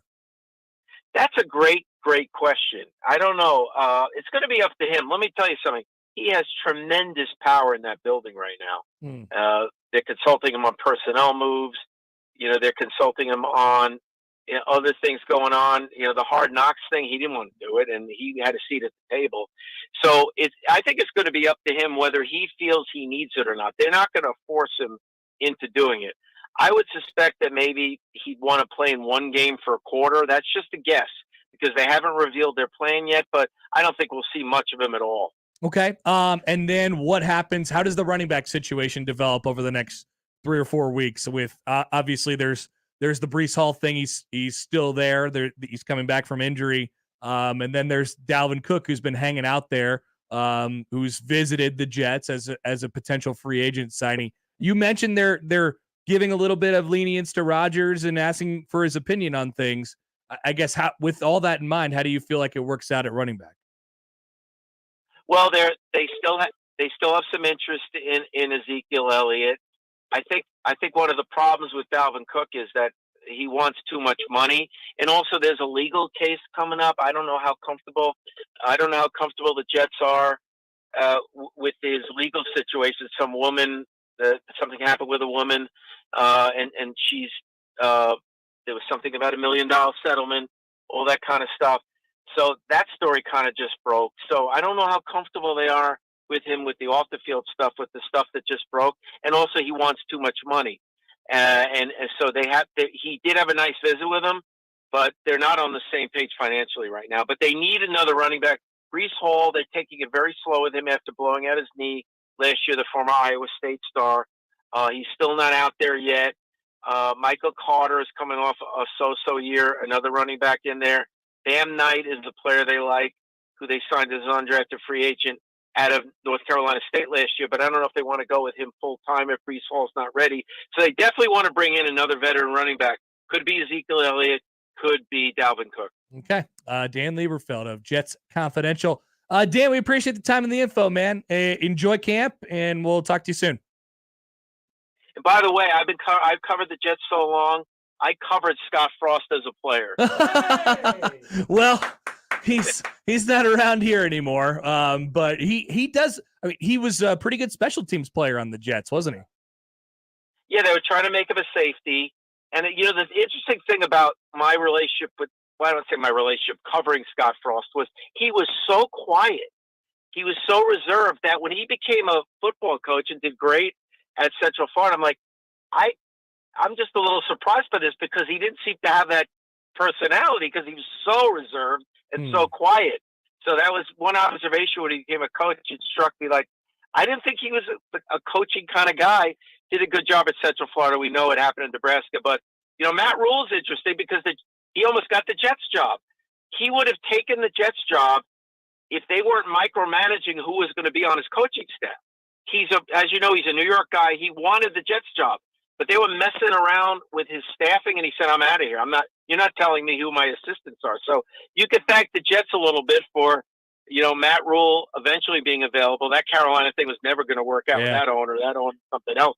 So he might still be the Jets coach if they hadn't tried to micromanage his staff. Kind of an interesting anecdote right there. That's really good. Well, thank you to the Jets. Well, it's greatly appreciated. Thanks, Dan. We'll talk to you later. Okay, have a good one. That's Dan Leberfeld of Jets Confidential. Call me Fireman Ed. All right, I love that. Yeah. Yeah, Josh Fireman Ed now. Okay, so there's a lot there. First of all, the bit about Scott Frost maybe not having the personality to be a coach. All that tracks, right? Yeah.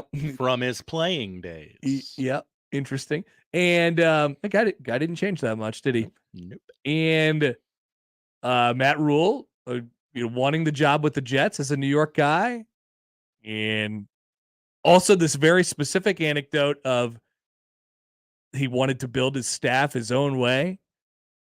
That tracks, considering what we know about him here. He has full control of the Nebraska football program. And much like seems like Aaron Rodgers does with the Jets right now. That just seems, I don't know about you, Josh. It could work. He's good. He's good. Don't shake your head. He's good. But upper half of the league. That just seems like an awfully combustible situation. Yeah, it's gonna blow up. That's all. He walks in day one, gets all the power. Yeah. I'm sure he'll yield it responsibly. Yeah. It's a little on edge. Good for the New York media. The New York media will they'll keep him on his head on a swivel. That's for sure. He's gonna hate it.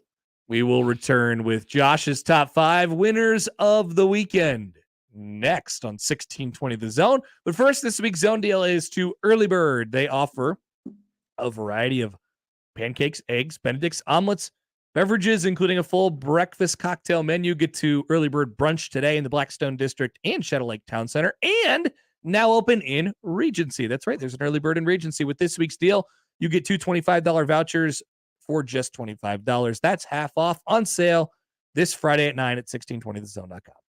I'm a fabulous driver. The Connor Happer Show I'm one of the best friends you could ever have in your life. on 1620 The Zone. I hate you. For the Jays, the Huskers, and even you Jayskers, we are 1620 The Zone. Your future vehicle is waiting for you at Woodhouse Buick GMC. Your dream of a top-notch experience and place to purchase with confidence, 119th and I is your destination. Shop first at Woodhouse Buick GMC, and you'll find out quickly they truly have something for everyone. Passenger vehicles, SUVs, and trucks. Plus, envision yourself in a 23 GMC Acadia, Sierra 1500, or Buick Encore GX. Right now, great deals off MSRP or on a lease. See dealer for details. Let Woodhouse Buick help you find your next vehicle today in person, 119th and I, or online at any time at WoodhouseBuickGMC.com. GMC, we are professional grade. Attention all you Husker football fans. This season, get ready to cheer on your Huskers like never before. Tickets for Less is offering an exclusive deal that'll have you jumping out of your seat. Use the promo code THEZONE and save big on Husker tickets for every game, home and away. From the electrifying home opener to intense conference matchups, Tickets for Less has you covered. Don't miss a single moment of the gridiron action. Visit ticketsforless.com today. Use promo code THEZONE and secure your seat to witness the Huskers live on the field this season. Hurry, this offer won't last forever. Hi, this is Doug Nodgard with Equitable Bank. Great service never goes out of style. When the digital age dawned, many said computers would be able to handle many of the interactions that used to take a person. Boy, were they wrong. How many times have you called your bank and gotten a recording to press 1 or 2? Not at Equitable. Not only does Equitable answer your call in the first ring, it's answered by a human being. That's because Equitable Bank values its customers. Equitable Bank, we take banking personally. Member FDIC. Get in the zone, AutoZone. AutoZone is more than a parts store. It's where we help you solve problems like, sorry I'm late, my battery died. And I need a jump again. At America's #1 battery destination, you can find the right battery at the right price with options starting at only $89.99. And we offer free battery testing and charging whenever you need it. Get the parts and help you need to get the job done right at AutoZone. Get in the zone, AutoZone. Restrictions apply. Do you like to drink? Head to Wine, Beer, and Spirits. It's not just big, it's huge. Our 30,000 square foot flagship store south of 144th and Center has the largest selection and best prices in town. Drink while you shop. Yes, drink while you shop. Taste bourbons, craft beers, or fine tequilas at rock bottom prices from the in-store bar. Or enjoy the sun on downtown's largest patio at the new Old Market location on 11th and Jones. Wine, Beer, and Spirits is Nebraska's largest locally owned liquor store. Find out more about upcoming events at winebeerandspirits.com. Please drink responsibly. We're going abroad for the first time in years. To Spain. But we don't speak Spanish. So we started using Babbel. And started learning Spanish fast. With Babbel, you can start having conversations in another language in just 3 weeks. Babbel's conversational method teaches you real-life words and phrases. And with Babbel's interactive bite-sized lessons, you'll remember what you learned. ¿Cómo te llamas? ¿Cómo te llamas? ¿De dónde eres? ¿De dónde eres? When you learn a language, you want to actually use it. Babbel is designed with that goal in mind. In just 3 weeks, we're starting to have conversations in Spanish. Estoy muy emocionado para ir a España contigo. Aww. He just said, I'm very excited to go to Spain with you. Vamos a tener mucha diversión. And that means we're going to have so much fun. Sí. Gracias, Babbel. Babbel, language for life. Celebrating 10 million subscriptions sold. Now try Babbel for free at Babbel.com. Just go to Babbel.com and start learning a new language today. That's Babbel.com. Babbel.com. The world champion Houston Astros are visiting the White House today. Oh. Okay. Alex Bregman. Oh, no. Has. Oh, no. Is this a good story or bad story? No, it's neither. It's neither. It's not what I think. It's whimsical. No, okay. He said his review on the White House was he had the best lemonade he's ever had. Oh. From the White House. I like that story. He did not have any takes about anything. Okay. But I could see where he might. Everyone. Not sure which direction. Yeah, I don't know which direction. Remember, keep your Coke on your person at all times. All right. Winners of the weekend, Josh. What do we got? We begin the winners of the weekend with number 5 as we turn off the music bed and turn on the drop. God, come on. Take forever. Number 5. Look, not a lot happened this weekend that I want to talk about. What? So I'm giving number 5 to Elvis Andrus. For replacing Tim Anderson? For being in the front row of now 2 of the most infamous punches in baseball history. It's true. He's got stories to tell. Right there for the Ruggiero door. Yeah. Oh, man. That was great, too. It always comes back around. Top 5 baseball brawls this week? You could do that, but just using those 2 as an example, I'm sure there's more. Guys who need to get punched in the face usually end up getting punched in the face. Yeah. This is good. It's got a way of working itself out usually. It's really nice. Mm-hmm. Okay. That's something to monitor going forward. Yeah. Just watch the guys who get punched in the face and see if there's a common theme there. You can usually backtrack it to something. Number 4. Connor, are you familiar with the weekend that Davis Schneider had? No, because I don't know who that is. Is he a little leaguer? No, he's the newest Toronto Blue Jay. Oh, yes, I am aware of this. Like 28th best prospect according to MLB Pipeline or something like that. He had like 9 hits in his first 9 at bats. First player in Major League Baseball history, and they've been playing this sport a while. Tim Kirkjian will tell you. 9 hits, 2 home runs in his first 3 games. No one's ever done that before. 9 hits in 3 games to start off the career is a pretty good start. Yeah. The Blue Jays. What's Davis Schneider? Schneider, yes. He's got a questionable mustache. Nice. Where do they find these guys? I don't know. It's got to be a baseball thing, right? So Davis Schneider is currently in the major leagues 9 for 13. Wow, that's good. So he's hitting .692 for his career. You'll take that? MLB Network should put a little thing in the bottom of the corner. Give him a Luis Arias tracker. He's also his on base or his OPS is 1.887. So If he retires right now, he'd have the greatest major league career of all time. He should honestly consider it. Somebody should just do that. Like, hey, I want to know if the game will talk about me. Seriously, I mean, it would be epic. It would be legendary if he just decided, I'm walking away. Mm-hmm. I had 9 hits in my first 13 at bats. My first 15 plate appearances. I hit 692 in the big leagues. This league is nothing to me. I'm out. I've mastered the game and I'm walking away. Yeah, he should consider that. And on a macro level, the Toronto Blue Jays went into Fenway, swept the very stinky Boston Red Sox, and now hold the final wild card spot in the American League. Now the stinky Red Sox will host the Kansas City Royals, who are less stinky. This is a 4-gamer. Yeah. So, chance for the Royals to get hot again. Yep. Maybe we'll get to them. 3. Combination of 3 and 5. Number 3. Connor, give it to my man. For the second straight week. Yes. Robert Witt Jr. Yes. is in the winners of the weekend. First player ever. 20 home runs, 30 stolen bases in each of his first 2 seasons. Connor, tell us about your mans. Now here's the problem, Josh. Uh-oh. It has caused great panic. Because the issue is that the Royals did the thing that the Royals don't do, and they did not manipulate his service time.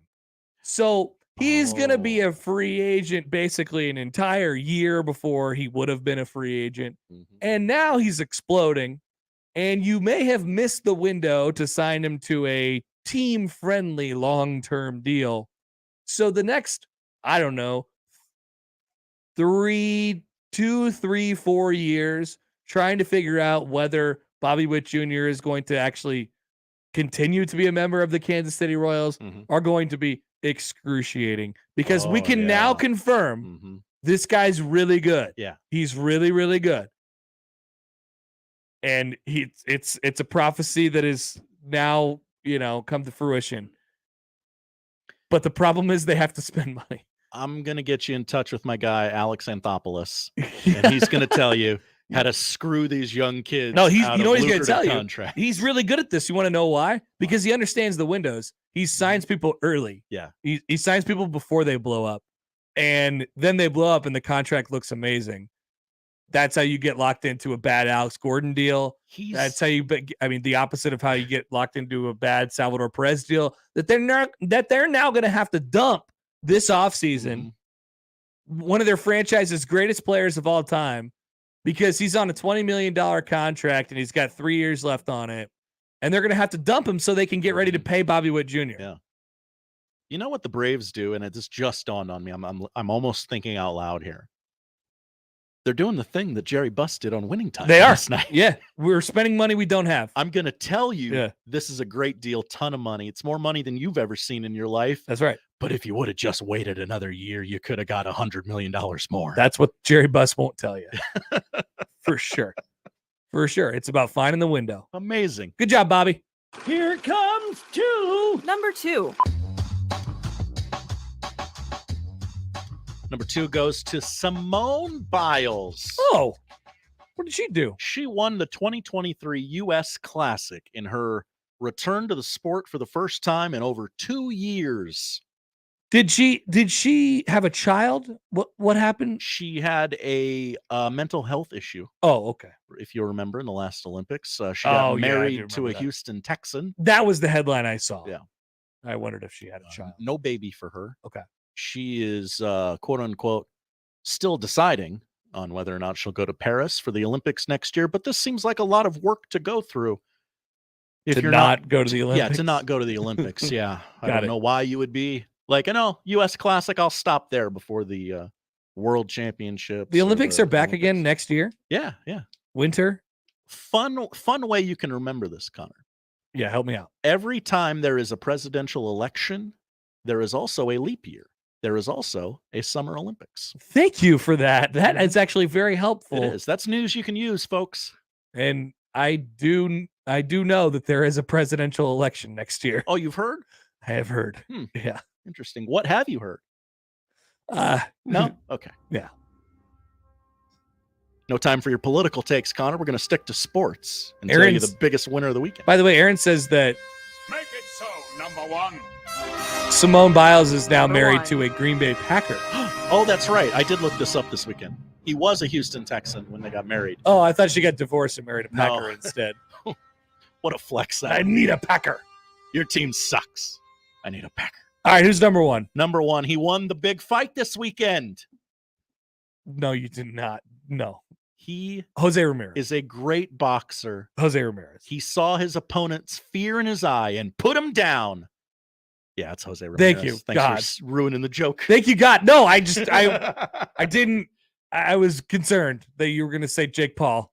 No, I don't. I didn't put Roman Reigns on this list because fake fighting doesn't really count for these lists that I do. Okay, maybe now is the time where I go on the Jake Paul thing. Okay. Just real quick, If because you would like to. we're gonna have Sam. Let's let him take a breather after these practice quotes, I don't know how he's doing everything that he does. We got some. Okay, so we got some other stuff to talk about. I've never been more embarrassed, disgusted, offended watching a sporting event than when I happened to stumble into the Jake Paul fight on Saturday night. Now, Connor, I how hate could you have myself. stumbled into it? It's on TV. You have to turn you have to buy it. That's right. So I'm at the lovely Diamond Joe Casino in Dubuque, Iowa. What a great name. And there's a sports book there, a FanDuel sports book. No way. Actually, yes. And look at you, brand loyalty. So I got off of the blackjack table and walking around. I felt like maybe it's time to not be sitting at a table. And so I walk over to the sports book and everybody's standing there and they're watching this stupid Jake Paul fight.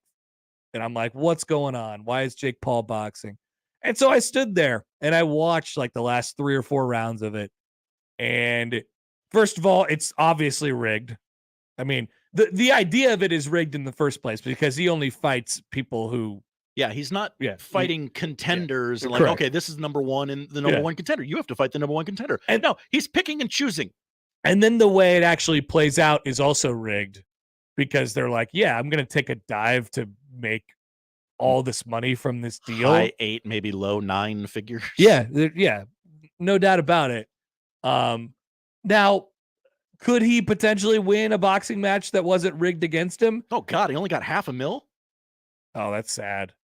It could jump to $1.5 million following pay-per-view shares. Yeah, I think they're going to be all right, just judging off the people that watched it.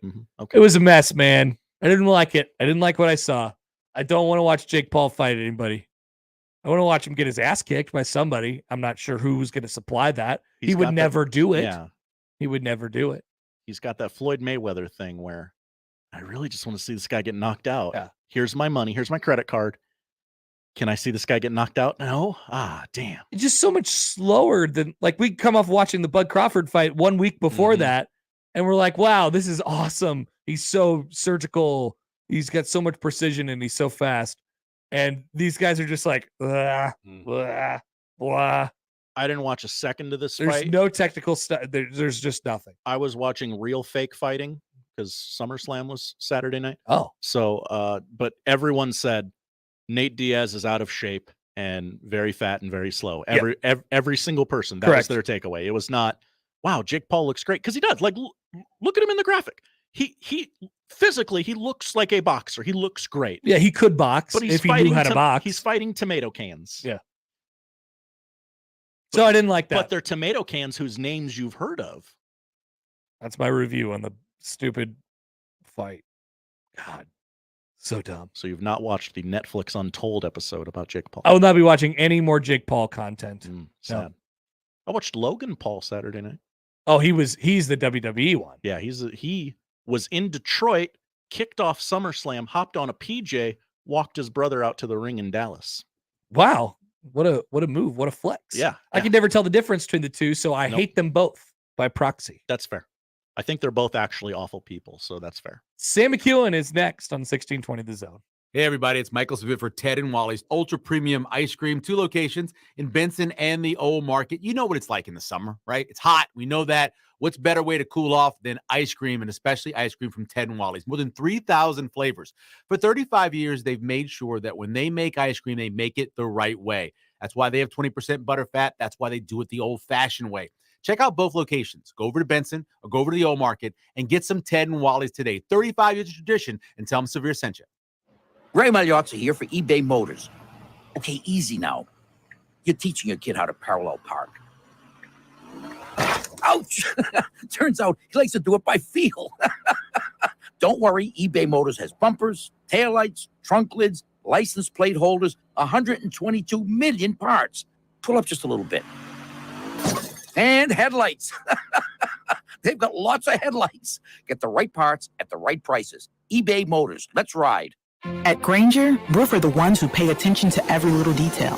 The ones who fuss, tinker, and sweat the small stuff. Because you know the tiniest thing can make the biggest difference when it comes to keeping business moving. We get it. We're the same way, offering access to product experts to help you quickly and easily find what you need. So whatever your industry, you know you're always getting professional-grade products. Call, click Granger.com, or just stop by. Granger, for the ones who get it done. 0.05 seconds. That's how long it takes users to form an opinion about a website. If you're unsure that your website meets today's standards, go to jmonline.com and book a call with an expert today. At JM Online, we redesigned our own website last year, a project that has already delivered us a positive ROI. From advanced micro interactions to a beautiful mobile design, check out what we're capable of at jmonline.com. If you're hiring, it can feel like you're trying to find a needle in a haystack. You can hope the right person comes along, or you can just use ZipRecruiter. And now you can try it for free at ziprecruiter.com/radio. In fact, ZipRecruiter has helped a lot of business owners find their needle in a haystack, like Marco, president of operations at Telly Tires and Auto Centers. Because Telly Tires has grown a lot in the last few years, Marco needed to hire everyone from a receptionist to a store manager to a head mechanic. ZipRecruiter helps me find all the right people, even the most difficult jobs to fill. ZipRecruiter helps me keep my business running. Take it from Marco and millions of other businesses who've used ZipRecruiter. ZipRecruiter can help you find the needle in the haystack. See why 4 out of 5 employers who post a job on ZipRecruiter get a quality candidate within the first day. And right now, you can try ZipRecruiter for free. That's right, free at ZipRecruiter.com/radio. That's ZipRecruiter.com/RADIO. ZipRecruiter.com/radio. ZipRecruiter, the smartest way to hire. Let it fly. Your elevated sports bar experience. KOZ and Bellevue, Omaha, Council Bluffs. This is 1620, The Zone.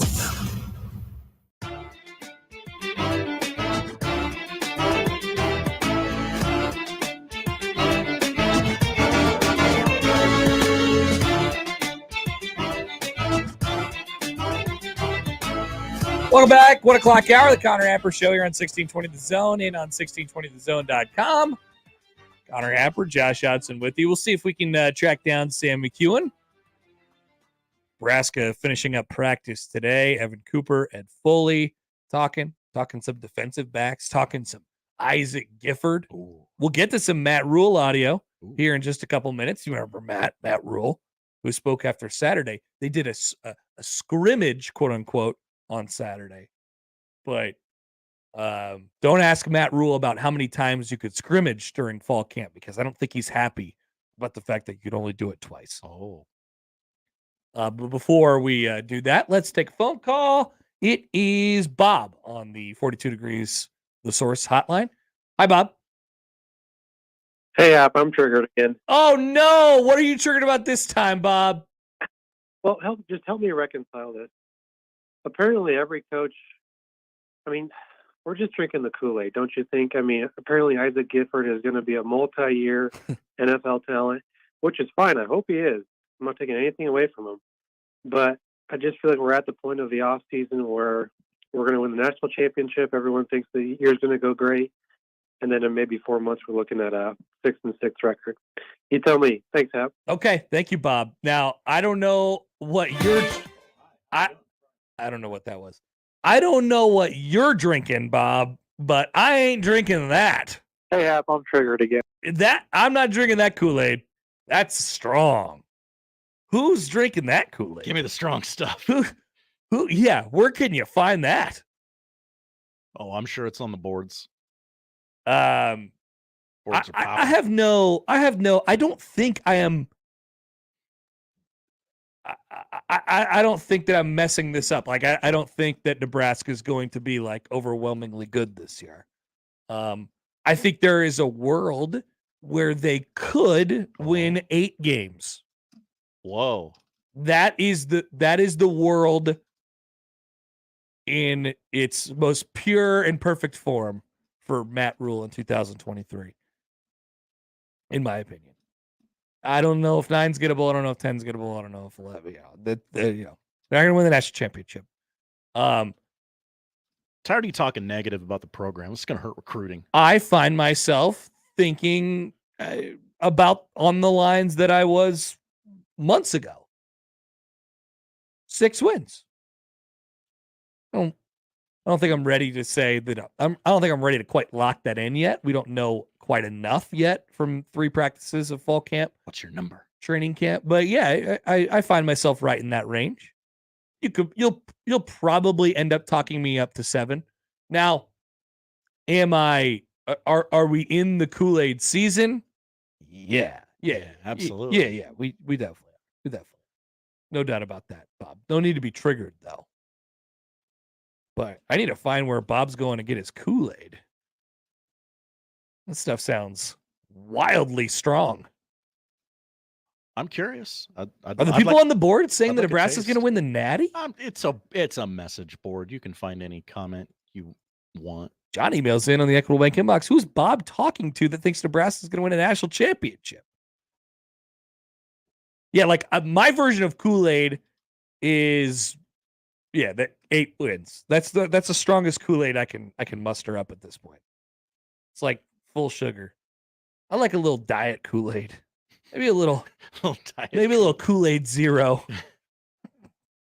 Kool-Aid Zero for me. It tastes good, but it says 6 wins. And we're fine with it. Just like we're fine with Gatorade Zero. Have you tried the Gatorade Zero, by the way? I have. It's pretty good. Yeah. It's fine. Poll question at Happer Show. Do you like a little diet Kool-Aid? Yeah. Just mild. Just mild Kool-Aid. Just a little taste. No need to be triggered. Hey, Hap, I'm triggered again. The Bacon Wrap Pimp. Great name. Tweets into the show on the JTech Construction Zone Twitter feed. Hi, Bacon. 9-3 or 10-2. I'm that guy. Minnesota is the most important game of the season, though. Can't have another Iowa. All right. So you want a little Kool-Aid? I'll feed you some. Ooh, little taste. So I was thinking about this last night, or actually this morning too, and I was watching the BTN special that they did on Nebraska. Yes. Oh my God, Jerry DiNardo's here. Is he going to share all of his information on pasta recipes? Who knows? Remember when COVID this is like a very distinct memory for me. When COVID was happening and Jerry DiNardo was tweeting out edited recipes of himself making Italian meals. If he sure was. I loved that section of COVID. Mm-hmm. That was my favorite part. I looked forward to those often. Just made my iMovie with the slide coming in. Favorite part of COVID. So yeah, what was your favorite part of COVID? Jared DiNardo making pasta on Twitter. Yes or no? Poll question. I'll type that up. Yep. You tell a story. So they had some takeaways. One of his takeaways was he thought they were going to be pretty decent at the line of scrimmage.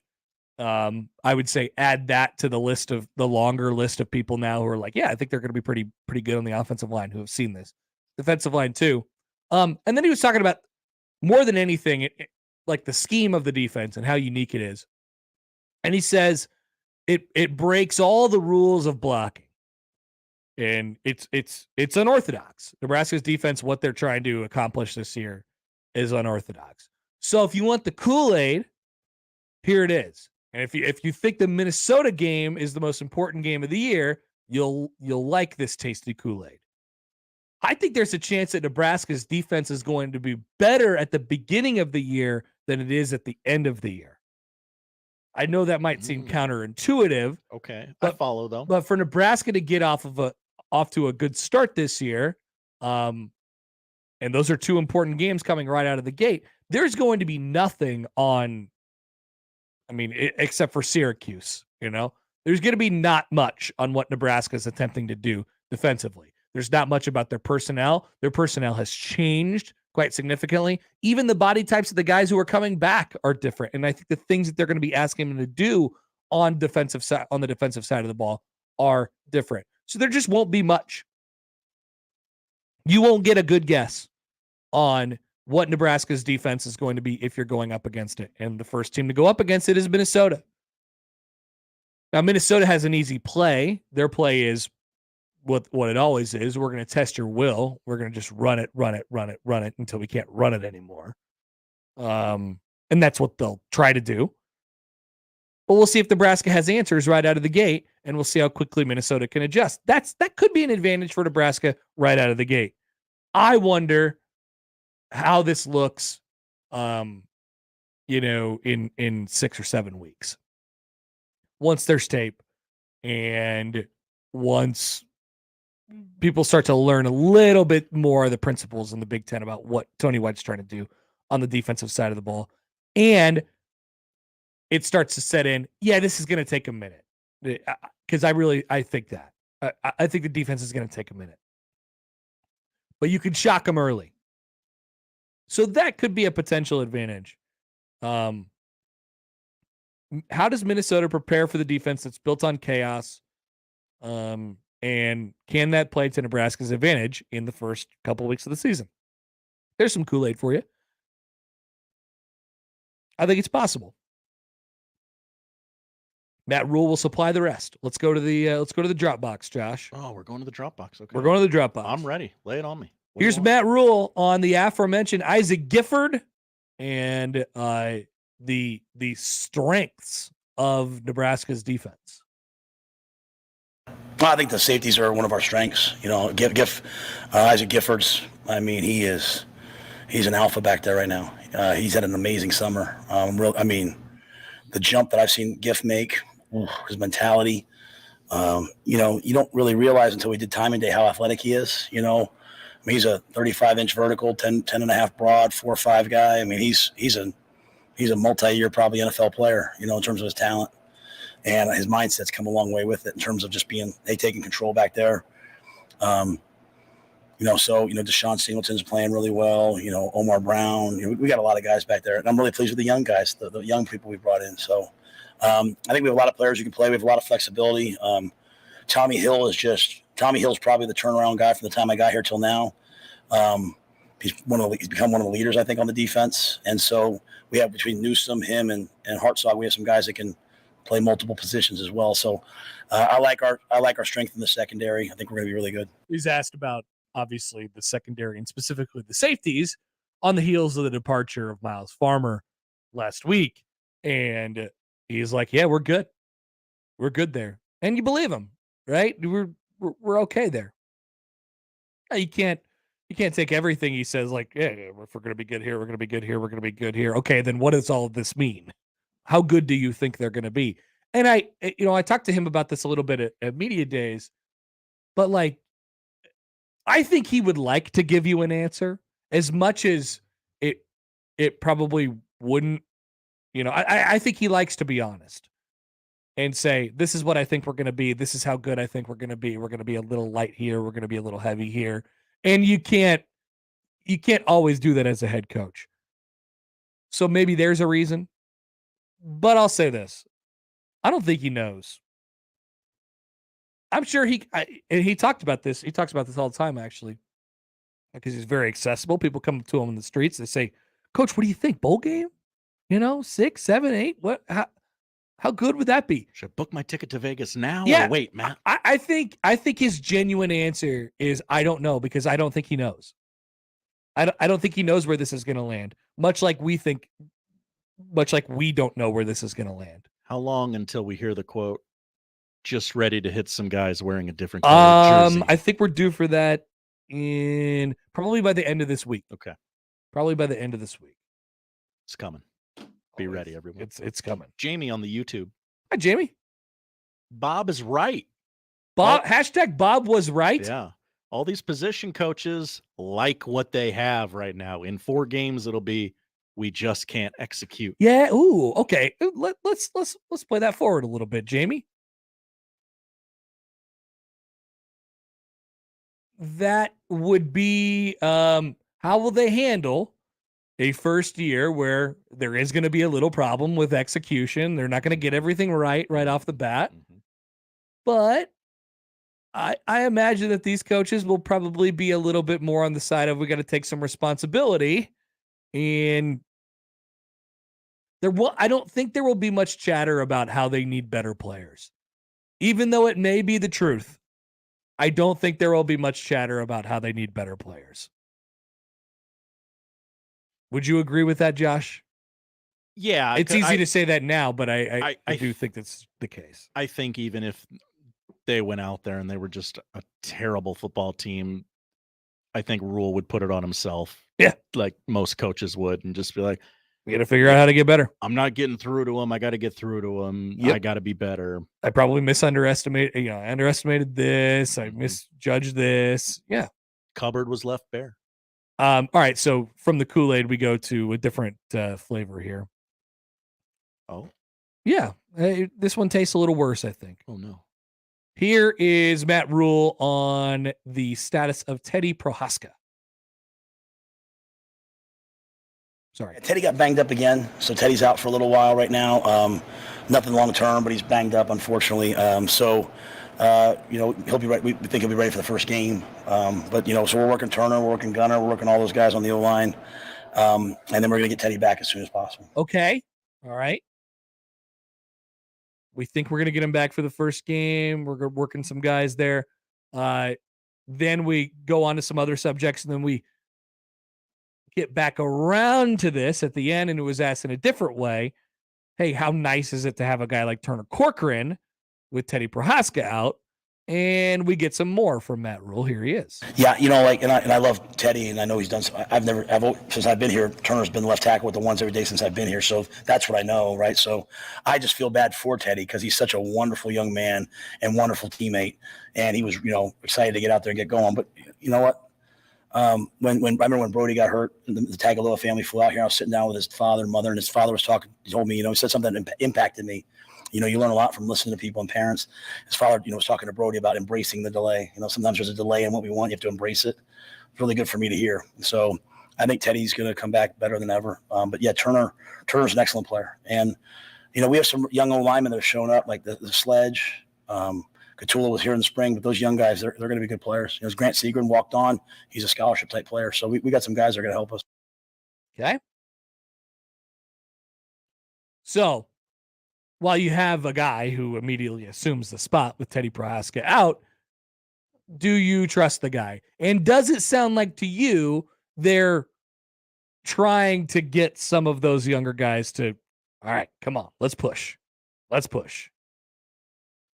Obviously, it's not ideal to be playing a freshman left tackle, but it sounds like it could be in the cards to mix some of those guys in along the offensive line this year. I just hope they get Teddy Prohaska back at some point so we could kind of see that, and then it gives the freedom for Nebraska to move around Turner Corcoran, maybe interior wise where he should be.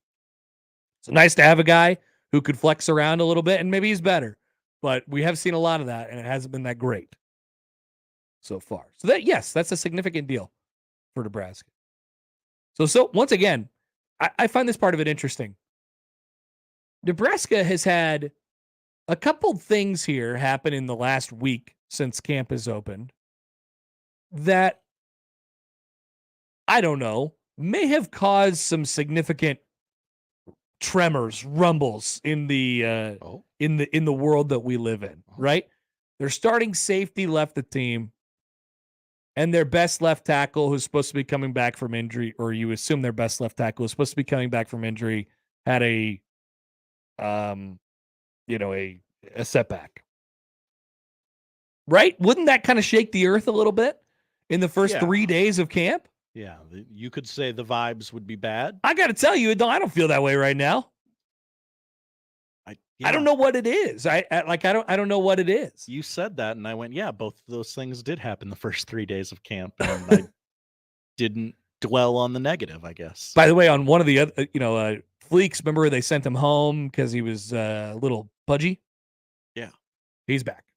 Oh. He's back. Congrats. Less pudgy. Less pudgy. Yeah. I don't know. It took him like 3 days. So that's to good. talk to the wrestling coach. Yeah, I guess so. But I don't know. It hasn't been all great news for Nebraska at the start of camp, and we're still like, I don't think anything can harsh my mellow at this point, man. I'm chill. I'm cool. Everybody's pulling pranks on each other. Yeah, in the dorms. Ed Foley said, "Don't do that to me, or you'll be cleaning it up." Is that what Ed Foley said today? Yeah. Do you have some more Ed Foley clips or Ed Foley quotes? I don't. Oh man, I haven't seen that many go out there either. I guess I could go to Mitch's. We'll just pilfer Mitch's comments here. Yeah. Which local scribe should I pilfer? Brian Christopherson. Sure. He's usually good at this. Okay, you go ahead. You look at Mitch. Okay. What's Mitch got? Mitch has Nebraska safety Isaac Gifford said a new level of trust exists this year between the Huskers and their coaching staff. Oh. Gifford rates this month among the defenders most often praised by Rule and secondary coach Evan Cooper. That's true. Brian Christopherson says the following. Deshaun, we should do this every day, actually, just like a tweet roundup. Deshaun Singleton is one name to keep in mind in the DB competition. He said Isaac Gifford, quote, "He's one of those guys. He's working all the time. In the summer, he's here. He's watching film with me. We're working out, doing extra. He works his ass off." Oh, love a coach who's going to. That's Isaac Gifford. He says the A word. Oh, okay. He's comfortable enough to say the A word. Kids shouldn't. When's the last time you referred to that word as the A word? I don't know. I just did, and it felt very foreign to me. I got one from Mitch. Okay. Lots of talk in this camp about the positive impact of Corey Campbell, who directs Nebraska's nutrition and strength programs. Even punter Brian Buschini has dropped 15 pounds. He feels better equipped to avoid the kind of injuries that slowed him in 2022. Wow. Sam McKewon, Nebraska Rover Isaac Gifford, quote, "They really bring out the best of people, and they've definitely brought out the best of me." Hashtag Huskers. There's your tweet roundup. That was fun. Good roundup, everybody. All right, we'll come back. Still a couple more things to get into before we get to the poll questions and get you out of here as we return on the Connor Happer Show on 1620 The Zone. Previously on the crossover. Oh, yeah. Listen to that baby. Oh, my God, that's Diesel, baby. Oh! That is awesome. Hot. That is legit diesel, man. That was sexy on there. Even backs down like a diesel. That's awesome. You can feel it. Mornings with Sharp and Hanley. The Connor Happer Show. Unsportsmanlike conduct. 6A to 6P. 1620. The Zone. Your Omaha area forecast from the Godfather's Pizza Weather Center and KETV News Watch 7 on 1620 The Zone. A little less muggy today as dew point temperatures drop. We'll be partly cloudy this afternoon, reaching a high around 81 degrees. And then we look for a chance of showers overnight tonight, waking up to a low around 62. And then another chance of showers and thunderstorms tomorrow evening, leading into the overnight hours. I'm meteorologist Luke Vickery, KETV News Watch 7. Planning something fun for your office, family, or friends? Joe's Karting is for you. Take a break. Come to Joe's to race, relax, and recharge. Great for team building. Ditch the speaker and burn some rubber. Trust us, Joe says you'll leave motivated. Joe's Karting race packages range from providing simple stress relief races to the real deal race experience. Check us out at joeskarting.com. Remember, go to Joe's, your place to race. It's August and time to transition into your new Chevy from Woodhouse Chevy. With 2 convenient metro locations, Woodhouse has the right Chevy at the right price for you. Chat with their knowledgeable, friendly staff in Omaha or Missouri Valley or online at woodhouse.com. Save with Woodhouse Chevy when you purchase your new Silverado 1500 or Equinox all this month. For great selection, service, and price, find new roads to Woodhouse Chevy, 112th and Dodge in Omaha, or I-29 exit 75 Missouri Valley, and always online at woodhouse.com. Did you know that radon is the #1 cause of lung cancer for non-smokers and that our region has some of the highest levels in the country? Radon Defense Midwest can test and fix your home. Visit radonradio.com for an exclusive offer for 1620 The Zone listeners. That's radonradio.com.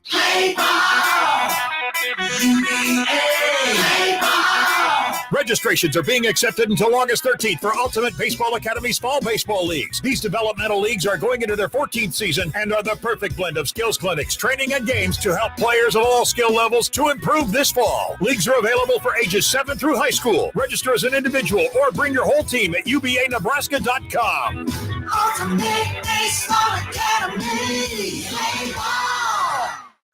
0.05 seconds. That's how long it takes users to form an opinion about a website. If you're unsure that your website meets today's standards, go to jmonline.com and book a call with an expert today. At JM Online, we redesigned our own website last year, a project that has already delivered us a positive ROI. From advanced micro interactions to a beautiful mobile design, check out what we're capable of at jmonline.com.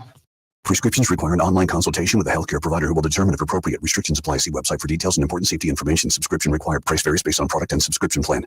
Hey guys, did you know there's a generic form of Viagra that works just the same, but is 95% cheaper? And you can get it online? Just go to 4hims.com/radio. Through Hims, you'll get a free medical consultation, discreet shipping if prescribed, a 100% online process, and trusted generic alternatives to the name brands at up to 95% off. That's right. Get generic for Viagra, the same active ingredient as brand name Viagra, but for 95% less. It's the same medication, still prescribed by a licensed medical provider, but with zero copay, no expensive appointments, and no awkward face-to-face conversations. To start your free online visit, you need to go to this exclusive address, 4hims.com/radio. That's 4hims.com/radio for your free online visit. FORHIMS.com/RADIO.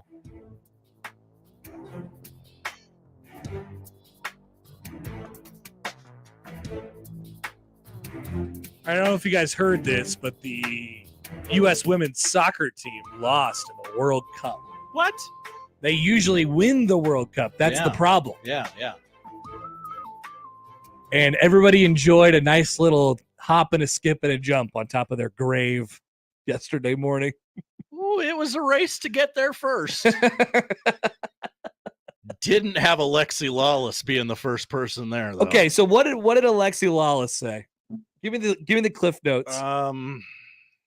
Or play it if you want to. I didn't even see it. It's a tweet. He did a tweet. You didn't see it because it happened in the middle of the night. He did a zeet. He did a zeet, an X. Don't kill the messenger. This women's national team is polarizing. Politics, causes, stances have made this team unlikable to a portion of America. That was it? Yeah. I think it's just analysis more than anything.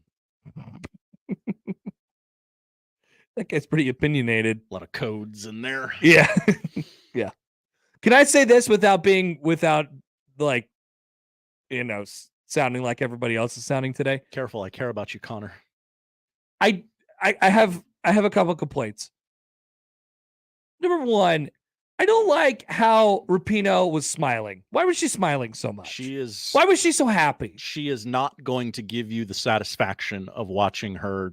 But I don't be get sad about this. So this is the thing. I don't get satisfaction out of watching them lose. I know many people do. I'm not like, I have complaints about the way that they went about their business, but I do not want to dance on their graves, right? I would like to see them do well because it's the United States of America represented at the World Cup, and I think they should do well, and they have high expectations. Oh, so you think if you say America first, you should root for America? Interesting take by you, Connor. But as a sports person, as a watcher of sports, I don't like when the team loses when they're smiling afterwards. That's not fun for me.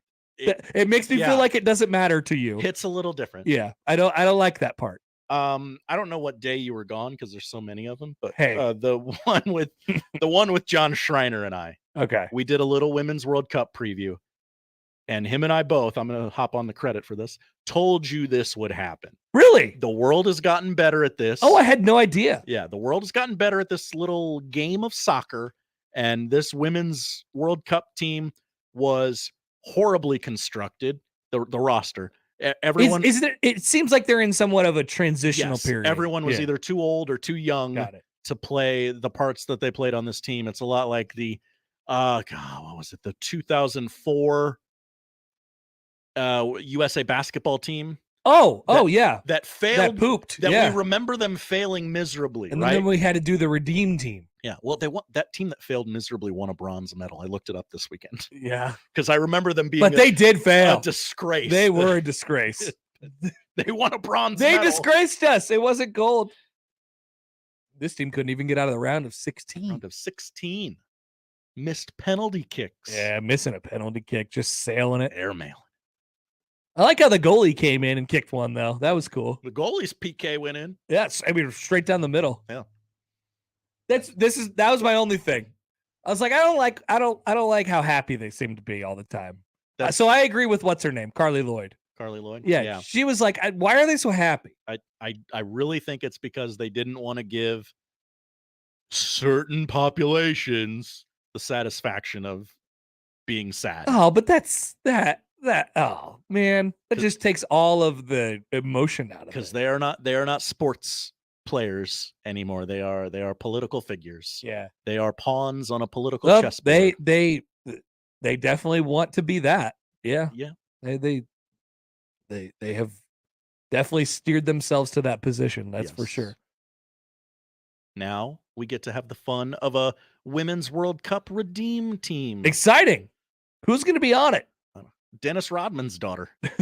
Nobody that we know. No, nobody from the last great era. So yes, it's a combination of they just weren't good enough. The rest of the world has gotten better, and yeah, maybe they're distracted or whatever. I don't know. That's a minuscule part of it.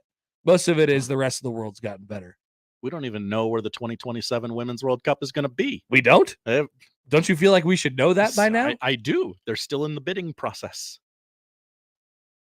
But Josh, wouldn't you like to advertise the next World Cup at your current World Cup? The 4 bids that were placed was South Africa, Brazil, a Mexico-U.S. combo similar to how the next Men's World Cup will be, and then Belgium, Germany, and the Netherlands. Little trio bidding together there. We do back-to-back North America World Cups. Yeah, how fun would that be for us as Americans? You could put it in Kansas City. Oh, yeah. Sporting. Oh, dude. We put it at Arrowhead. Oh. Load that thing up, just like Taylor Swift did. Twice. Did you hear about more Taylor Swift concerts? I did. Did you see her give that hat to Kobe Bryant's family? Yes. Did you see her pay all of her truck drivers, like $1 billion? Yeah. Okay. We're caught up on the Taylor Swift news of the weekend. 1620 The Zone, your Taylor Swift station. And U.S. women's soccer team. Lots of strong takes on that. Strong. Poll questions, tell you what to watch on the other side on 1620 The Zone. Now live on Twitch, YouTube, and 1620thezone.com. Summer's clearing out, and it's the final weekend of the 42 Degrees inventory clearance sale. Going on now at all locations. Save big time on e-juice, CBD, Kratom, disposables, Delta, glass, and a whole lot more. Everything in the store with the friendliest, most knowledgeable, and professional staff who'll find just the right products for you. Visit 42degrees.com. The inventory clearance sale at 42 Degrees by your mom's house. This product contains nicotine. Nicotine is an addictive chemical. The brand new Dollar General Distribution Center in Blair is now hiring. Starting wage is up to $22 per hour with benefits including medical, dental, vision, 401k, and a $2,000 sign-on bonus. Apply today by texting DG Warehouse to 25000 or online at dollargeneral.com/careers. Again, apply today by texting DG Warehouse to 25000 or online at dollargeneral.com/careers. Dollar General can't wait to have you become a team member at their brand new distribution center. Everyone knows about Taco Tuesday, right? But why limit it to just one day? Rusty Taco has the solution, and the best part is they'll even bring the flavor to you. With a full-service catering team, Rusty Taco can handle whatever your order is and bring it wherever you are. Whether your plan is watching the Huskers with an at-home taco bar or enough queso for 100 of your closest friends, you can find your location at rustytaco.com. Just click the catering tab to start your party or stop in for the margarita flights and happy hour specials. rustytaco.com.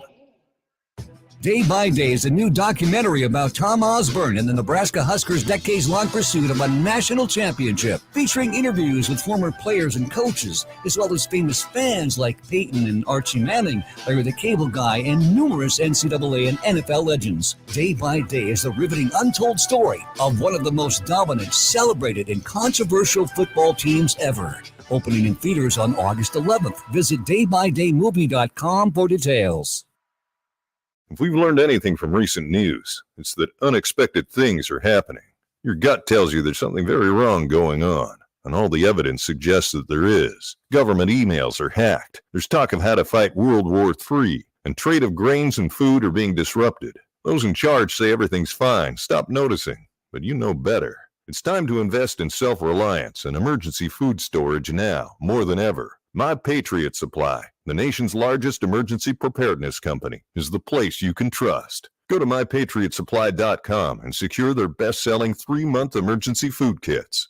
Each contains tasty breakfasts, lunch, and dinners, averaging over 2,000 calories per day. Get at least one food kit for each family member. For a limited time, save 25%, plus get free shipping on all their 3-month emergency food kits. Go to mypatriotsupply.com today. It's time to prepare for what's coming. mypatriotsupply.com. If you're hiring, it can feel like you're trying to find a needle in a haystack. You can hope the right person comes along, or you can just use ZipRecruiter. And now you can try it for free at ZipRecruiter.com/radio. In fact, ZipRecruiter has helped a lot of business owners find their needle in a haystack, like Marco, president of operations at Telly Tires and Auto Centers. Because Telly Tires has grown a lot in the last few years, Marco needed to hire everyone from a receptionist to a store manager to a head mechanic. ZipRecruiter helps me find all the right people, even the most difficult jobs to fill. ZipRecruiter helps me keep my business running. Take it from Marco and millions of other businesses who've used ZipRecruiter. ZipRecruiter can help you find the needle in the haystack. See why 4 out of 5 employers who post a job on ZipRecruiter get a quality candidate within the first day. And right now, you can try ZipRecruiter for free. That's right, free at ZipRecruiter.com/radio. That's ZipRecruiter.com/RADIO. ZipRecruiter.com/radio. ZipRecruiter, the smartest way to hire. Let's get back to the Connor Happer Show on 1620 The Zone. Here comes the clown.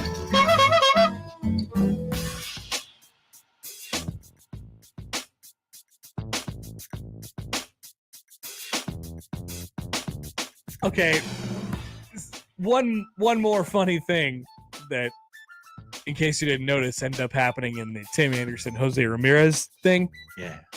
Eloy Jimenez got hurt. Oh, yeah, we did forget to mention that. Eloy Jimenez gets hurt. That's like his thing. He's always hurt. Uh-huh. He got hurt. He somehow walked out of the pile of people and was limping. Classic Jimenez. The White Sox, I got to be honest with you. I don't hate very many MLB teams, but I like when bad things happen to the White Sox. This is such an unlikable team. Somebody asked Lance Lynn if the reports of the White Sox locker room culture problems are true, and he said, no one's wrong.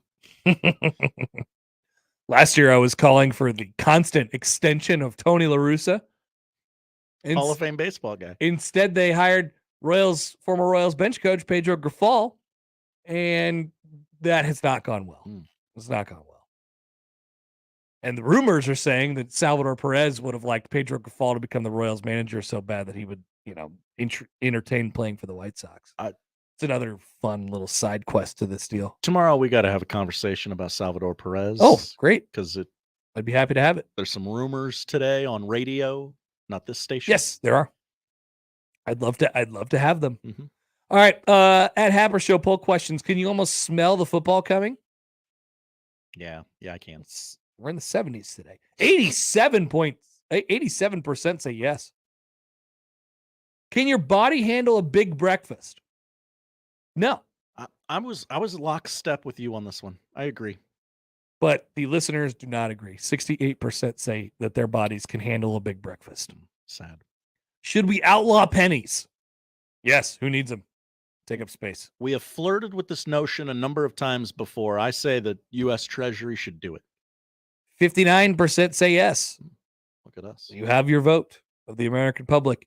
Best coin for flipping. Most voted on poll question of the day, by the way. Penny, nickel, dime, quarter.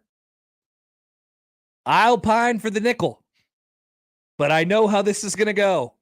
95% say quarter. I knew quarter was going to win. It's an outstanding percentage. Yes. Considering there are 4 options. There are 4 options, and it might set the record for most lopsided poll question of the year. Are you a belt guy? Yes, I'm a belt guy. Yes. 82% agree. Good. Are you into boat stuff? I guess if you had to make me say yes or no, I would say no. I would say yes. 57% say no. Do you like a little diet Kool-Aid? No. No. 87% say no. And finally, was your favorite part of COVID when Jerry DiNardo was making pasta on Twitter? Yes. Yeah, It was. It was. 62% though say no at this moment. I don't know what you guys were up to. I don't know how it was better than that though.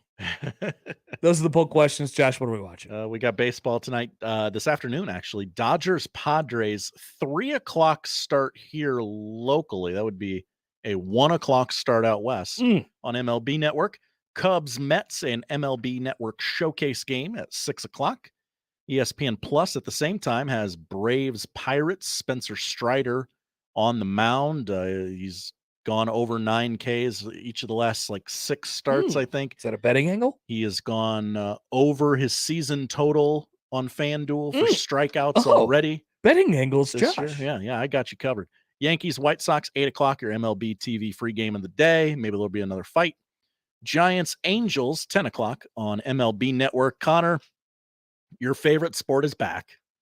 The Little League World Series regionals. Oh, no. Have begun on ESPN. They're going on all day, literally all day. Nebraska was in an elimination game this morning. I'm happy to report Kearney beat Kansas 9-3. Kearney. They'll advance to another elimination game tomorrow against the winner of Johnston, Iowa, and Wisconsin. They both suck. Yeah. Did you hear about the Lincoln East team getting to the American Legion World Series? I did hear about that. Congratulations to them after a state title that was much ballyhooed. Yes. So they advanced out of their Central Plains regional and will join now the growing crowd. Many teams from Nebraska have now made the American Legion World Series over the last decade. A few prep teams, Millard West teams, Millard South, I think, made one. Lincoln East gets in on the action. ESPN2 has a marathon of professional horseshoes on tonight. Of course. Because, that's something. It's still the Ocho, isn't it? I think it is. Okay. Even though I thought that was just like a 48-hour thing, but it's apparently an all-the-time thing now. And on Max, Connor, the 2-part docuseries premiere, Kim versus Kanye, the divorce. The docuseries presents an allegedly enthralling narrative about Kim Kardashian and Kanye West's conscious uncoupling. Yeah, I don't know. Probably not for me. Yeah, I'll probably skip that one. Thank you, Josh. Thank you, Connor. That's what we're watching. That's the show. If you missed anything, you could find it on our website, conveniently located at 1620thezone.com. The crossover's next. Hey, everybody. It's Michael Savit for Ted and Wally's, 2 locations, of course, in